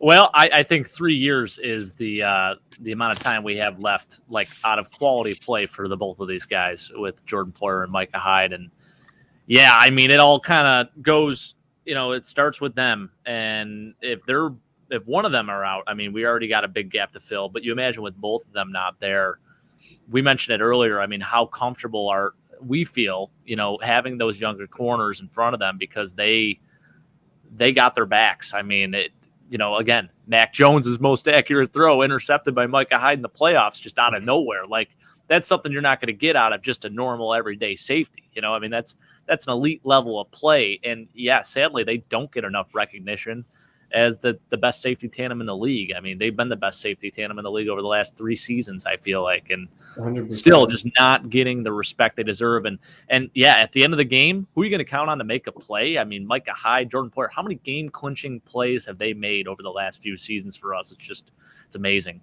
I will say this, however, Daquan Johnson certainly impressed me this preseason. I think out of anyone, he had the best preseason out of anyone on this Bills team. I mean, he looked really good. He took it up another level, and I was watching some film breakdown of him, man. He was flying all over the place. It's safe to say that, we're in good hands with him. I think he's developing at a good rate right now, and another steal in the late round for Brandon Beane and Sean McDermott. So, again, it's not the same level as Jordan Poyer and Micah Hyde, but I think he's getting there, man. He's learning, he's growing, and he's going to be a player in this league. There's no doubt about it. And same with Damar Hamlin, man. He's good. I mean, we got him in the 7th round of Pitt, 2020 draft. And that was awesome.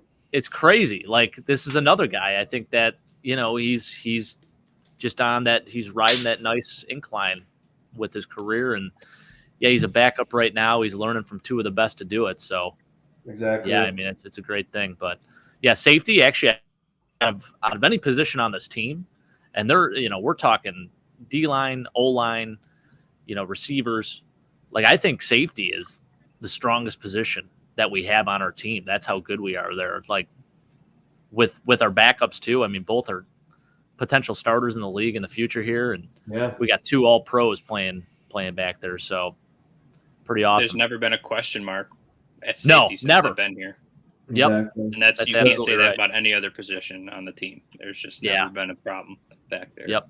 Outside of quarterback with Josh, but The backup quarterback. We're always talking about that, I feel like, every year. So, and one quick thing about Daquan Johnson, like he is the film you've watched. I probably watched some similar stuff. That guy is meeting people at the line of scrimmage. Oh yeah, no fear, and he's not very large to be doing that, but he is doing it. Right. Like he's willing to sacrifice and make those plays, and I think he gets that from Poyer, honestly, because Poyer will do the same thing. He doesn't miss tackles. He doesn't care how big you are. He's going to lay the boom. 100%.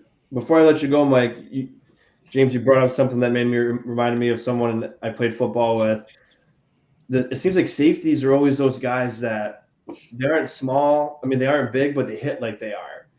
I played with a guy named Joe, and he was like 5'3", 4". Sorry, Joe, I know you're not listening, but if you ever heard, I know you're not 5'4" anymore, but he was always the smallest guy, and he was always very thin. But this dude would hit you like he was a defensive end or something. He would lay sticks on people, and people would see him be like, "Huh, you think that little guy's gonna stop me?" You could hear it's like thunder hitting the pads. That's how hard he would hit you. So it's like you see safeties, they seem on the smaller side, but they just hit you like a truck, and I love that. But just wanted to say that, Joe. I know you're not listening, but it was fun to play with you. Go ahead, Mike. Love it. Well, I agree with everything you guys have said. I do want to point out that Poyer was a 7th-round pick and Hyde was a 5th-round pick. And just like Von Miller is teaching the young guys on the defensive line, these two, DeMar Hamlin and Daquan Johnson, they're young guys and they're learning from the best. So if we are able to keep Poyer and Hyde around for 2 or 3 more years, like you suggested, Jake, Poyer's the bigger question mark, I think. I mean, these two are going to be learning from the best, and I think they'll get there. I mean, give them another year or two behind these guys, and I feel we'll be okay. I really do. I've seen I agree with you fully, Jake. Daquan Johnson had a fantastic preseason, and DeMar Hamlin, I've always been impressed when he's been in there. So he's a hard hitter, and so I think we'll be okay. And when you have the best duo in the NFL playing safety, and these two youngsters learning from them. Perfectly said, Mike, and that's why you go last, because you finish it up and make a like cherry on top, the bow on the present. But I'm just gonna say, a lot of people when you talk about best safeties in the league, best safety tandem, when you're not a Bills fan, people always say like, you think. I had someone. Oh my gosh, I wish I could, scream right now. But somebody tried to say that who's that guy in the Dolphins? That rookie, what was his name? He played safety. He was pretty good. I forgot his name though. Are you talking when? Like recently? Last year rookie. Oh geez, yeah. Oh my gosh. Kid out of was he? Somebody can Google it. No, I know who this is. It's going to kill me. Byron Jones, by the way, just went on PUP. Yeah, that's big for us. Javon Holland. You're thinking of Javon Holland. Yes. So this is the reason. Yes. This is the reason I deleted my YouTube Twitter, because there was Dolphins fans that were genuinely saying he's better than Poyer and Hyde right now, because he's going to be a future All-Pro. And I was like, he's not an All-Pro, and he's not better than Hyde and Poyer. He's a good ball player, but he's not even in the same class. They were genuinely saying that Javon Holland was better than both Hyde and Poyer, and that he had better stats than both of them. And obviously, I proved them wrong with the facts. But these two, what I'm trying to say is, these two together, nobody plays off each other like these two. They don't even have to look at each other. They just feel each other, and they know exactly where to go or who's doing what. It's just so incredible to watch these two. They don't even have to speak. They have their own language. No other safety duo does that. No positions do that besides these two. And that's what's really incredible with these two. And then, as you said, Mike, these two guys are learning from them. They might have they might grow that same connection. And, I have, like Razor said, I have faith in this staff and team. It's just hard to think like, man, Hyde and Poyer aren't going to be here in a couple of years, and we got to rely on these guys to have equivalent output. So it's just a little scary. But again, you're learning from the best for years and years, and they get some game reps. So that's probably they'll be fine, but pretty good safety room. You guys have anything else to say about him? I think it's that absolutely baffles me that someone tried to make the argument that Javon Holland was better than Jordan Poyer. I mean, he's a good ball player. Don't get me wrong. He really was a steal for them. I think in the second round, I had him as a first round talent for sure. I mean, he played pretty well last year, but nowhere near the class that Jordan Poyer is, and that's insane. It wasn't just one person. Wow. It was threads and threads and threads and threads. I was literally being like I would go into these like they're called voices where you go on Twitter and talk. It would just be me and like 100 and something Dolphins fans, and they're all just feeling this way. You couldn't even just to get off track for a minute. I argue just being normal. I said, you guys say how great Tua is, right? You say how much he's going to improve, but when Davis Mills had the same exact stat line as Tua, and then they're like, what? Tua had the worst offensive line in the league, and he had worse weapons. I go, oh, he had worse weapons. The Texans' best receiver had 90 receptions. Their next best receiver had 30, and it was a running back. Yeah. The Dolphins had Gesicki had over 70. Was it Rex Burkhead? And Rex Burkhead was second on the team in catches. Rex Burkhead had second on the team with 30, and then you got Gesicki had 70 something receptions. Waddle had 100 receptions. The running backs had 40 and 50, and they're like, yeah, Texans had way better weapons than we did. And I'm just like, Davis Mills actually. I told my friend, I like Davis Mills, man. He doesn't get enough credit. Exactly. My hot take this year is that Davis Mills has a better stat line than Tua. And they're like, but they got Tyreek Hill. Well, I don't know, man. Davis Mills, I think he's a better thrower of the football. But go ahead, Mike. You can change the slide. Nico Collins, by the way, fantasy sleeper for you there for the Texans. He's a wide receiver too. There, I like him a lot. Solid. And that's all I'm going to say. Here's the most difficult room out of all of them. You got place kicker, punter, long snapper. And I do want to say, well, right now my computer's on battery saver mode, so hopefully I don't shut off. But I should be good. But Tyler Bass, phenomenal kicker. And it's really frustrating because I'm just going to talk first just in case my stuff dies. But and then I'll go get my charger. Tyler Bass is now not appreciated as much by the NFL because they think the Bengals kicker is like the godsend now because he made like a few kicks in the playoffs. But up until the playoffs, the game that you mentioned, Crosby missed 3 field goals. The same game, that guy missed 3 field goals in a row. So this guy he just came out in the playoffs and they're like, oh, he's the best kicker in the universe. Tyler Bass, game on the line. I want this kid with the one-eyed black. This guy, I want to get a Bass jersey, probably my next jersey. There's too many people to get jerseys for, but DH Gate is the way to go. But Tyler Bass, solid. Reed Ferguson, solid. And what I want to say about the punting, I've seen a lot of craziness out there saying like, I know we joke around and say we don't need a punter, but a lot of people on shows were genuinely saying we don't need a punter.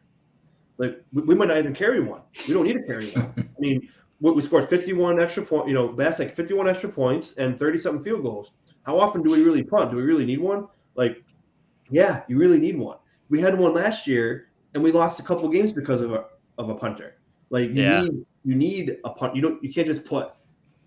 People are like, you can put Hodgins as a holder and make him punt. No, you can't do that stuff because those are the little things in football that make you lose games.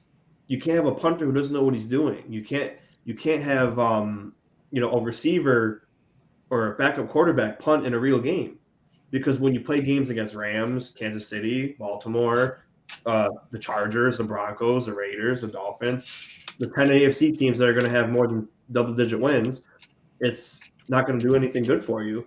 And then I seen, we talked about Jake Shawn and Marquette King. These guys shot down that idea completely and said, they haven't played in the league in a couple years, but like, let's be honest here. A punter can go miss a couple years and punt in practice and training and go to the NFL and punt. Like, let's not like throw away Marquette King and Jake Shawn just because they haven't played in a couple years. Marquette King was kicked out of the league, or not kicked out of the league, but released because he was kneeling and because of his political view, which, again, he should be in the NFL. He was one of the best punters. He should be in the NFL. Yeah, it's insane, man. Jake Shum, that you show me his first video, this dude looks like a friggin' linebacker. Oh, he's a beast. This dude's a friggin' animal. And he grew up right down the street from me, Shawn. That's crazy. And then Brett Kern, that's another great choice. But don't oversimplify it, people out there. Go get a punter. Don't play games like, oh, let's put a receiver at holder and punter, and we only punt 30 times a year, so we don't really need one, right? And get a good punter and give Marquette King a chance, give Shum a chance, bring Kern in, give him a chance. I know Colquitt's available, but he's declined. There's guys out there. Who's that guy from the Browns with the long hair who got cut last year, but he was pretty solid. I forgot his name. Jamie Gillum? Yeah. I don't think he's on a roster, right? So he was with the Ravens, I think. I think he got cut again, though. He got cut. Yeah. He's available. Sam Martin's available, too, but he's demanding a lot of money. Yeah, Jordan Berry's another name, too. He was with Minnesota. They cut him. But, I think out of anyone available, Brett Kern is definitely, my dad mentioned it, Brett Kern is definitely the best available. And it makes sense from just from where he's at in his career and the fact that he's from Grand Island. I mean, I think it would be definitely a big sell for the fans, of course. I know it's not all about the fans, but hey, I mean, there's got to be something said about the fact that he's an all-pro punter, probably one of the better punters over the last 10 seasons here. So, yeah, I mean, that would be my first choice. In terms of some of those journeyman long shot guys, you got Jake Shum, of course, out there who you mentioned. Marquette King, man, I've never seen someone bring so much swag to the punter position. I mean, John Gruden didn't like it very much. He cut him pretty much immediately, and that was in favor of A.J. Cole, who's actually turned out quite well. He is probably the best punter in the AFC right now.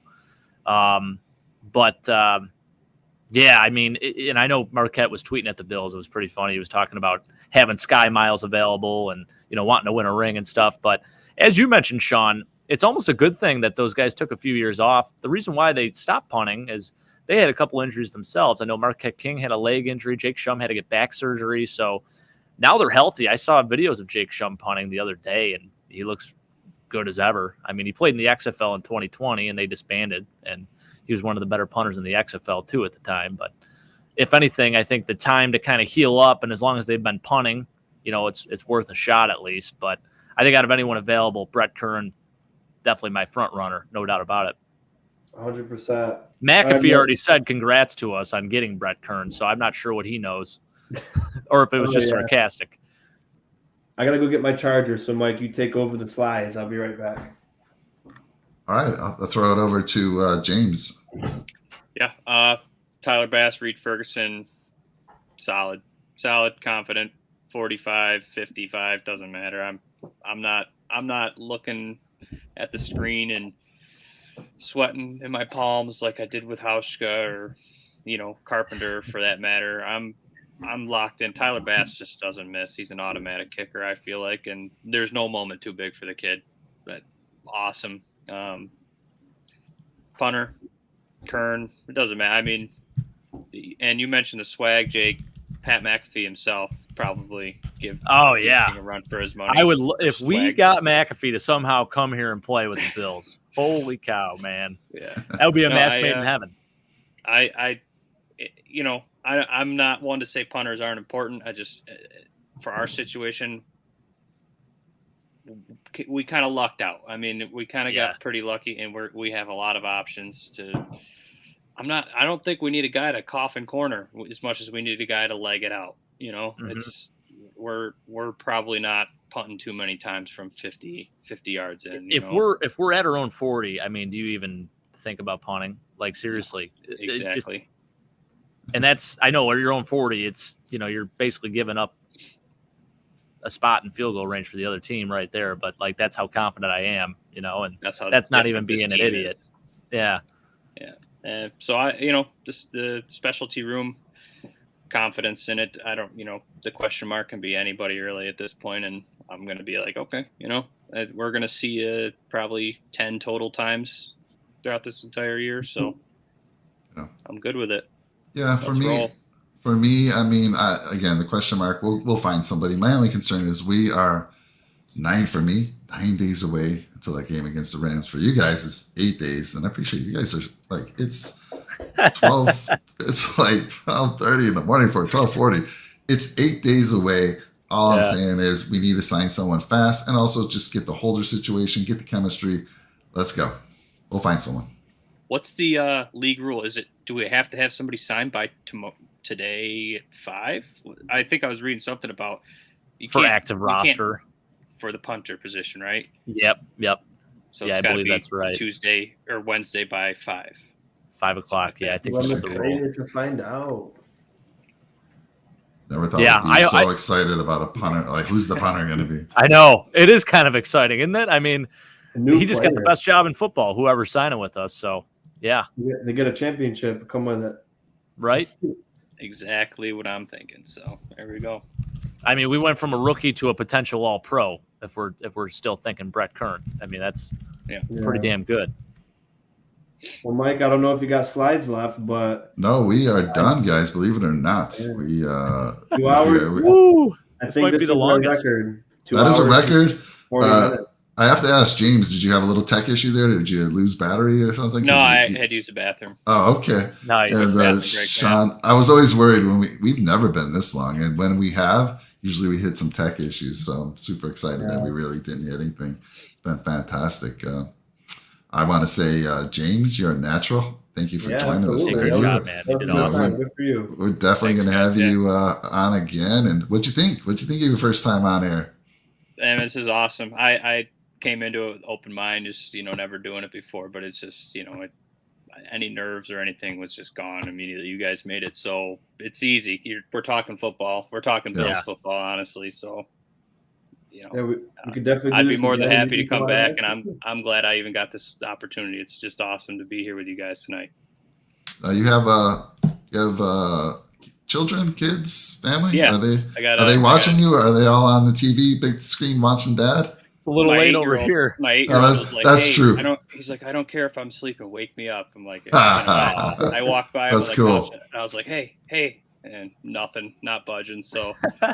The beauty is they can watch you first thing in the morning, James. And then my 5-month-old is sound asleep, and that's good. They man. watched until about 11:30, and she's like, "Yeah, I'm shutting it off. You're going on here." So, all right, but nice. Got a nice little family, and just we love the Bills and raising some new age Bills fans, and that's what it's all about. Exactly. Awesome. Love that's right. Check it out, man. Razor Reacts, giving your due respect. I love it. Thanks, Razor. Absolutely. Yeah, I was just saying, anytime. I mean, this is their show too, but if you ever want to come on to mine too, we always do stuff together. And there's a couple other guys. Go Bills podcast was in here, and we do a couple shows with a bunch of other friends. I got a guy on Instagram I'm really good friends with, Bills Bouncer. We do shows all the time, so we can maybe even do a big giant show with all of us in there sometime. But yeah, just reach out to me if you want to join mine sometime. And yeah, absolutely. This was a blast, and I really appreciate Mike and Jake for all the effort they put in. And like Mike goes all in and puts the slides up. Like that alone could just add so much more to my videos too, and I just don't do it. And Mike's just a natural. Just put the slideshow together with all their names up real quick, and Jake with the beautiful background, all of his history. And I promise it's not a flex, guys. I love football. I acquired all these TVs like through random ways. I mean, one was gifted to me from my buddy who couldn't move into New York City without,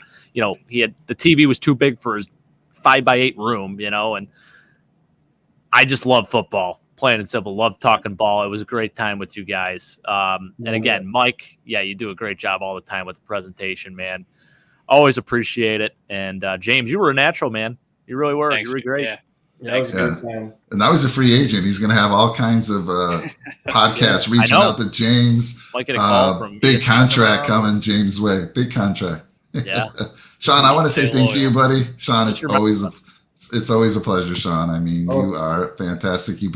We've been partnering up now for months and months. It's been a while, and I remember the day we saw you in the chat, and you just picked up our show, and ever since it's been like we've known each other forever. So thank you. You always bring amazing stuff and love. Oh, I appreciate that. I'm glad you say that. Yeah, no, it's awesome. So thank you, and thanks Jake and James, of course. Absolutely. Appreciate you guys. Definitely got to do this again soon. Yeah, well, Razor, thanks for sticking with us too. Appreciate Razor staying up late. Even your dad was up late. Oh my goodness. I know. Yeah, my dad too. He was there. Oh my gosh. Retired life ain't easy, you know. All right, guys. Well, I think that's a wrap. Unless anyone else has anything to say, we got, like I said, 8 days for you, 9 for me. I will be at the Rams game, guys. I will be there with my 3 boys. We're going to be there. We're going to record the whole thing. I'm going to record the whole experience from the time we leave. And I'm hoping that we bring home a win. It's going to be playing the Super Bowl champs. It doesn't get any better. This is the team we felt we should be playing last year, in the Super Bowl. We thought that should have been us instead of the Bengals. But now we get a chance to show whether that was true or not. And let's go. Buffalo Bills on the road against the defending champs, 2.5-point favorites. Love it. That's not by accident. Bet the over. It's gonna go. I think the line's gonna move a little bit more too. So that's good. Go Bills. All right. Well, if you stayed to the end, make sure you get over to Red, White, and Bills and smash his subscribe button. He's gonna be taking it up another level this year. And we got to get him to 500 subscribers as quick as possible. So get over there. And then everyone else, if you want to drop a nickel on our subscribe button, we appreciate it too. You good, everybody? Everybody good? Beautiful. Great show. Go Bills. Yes, love it. Go Bills, Thank you, baby. guys. Let's go. Thanks for having me, guys. Of course.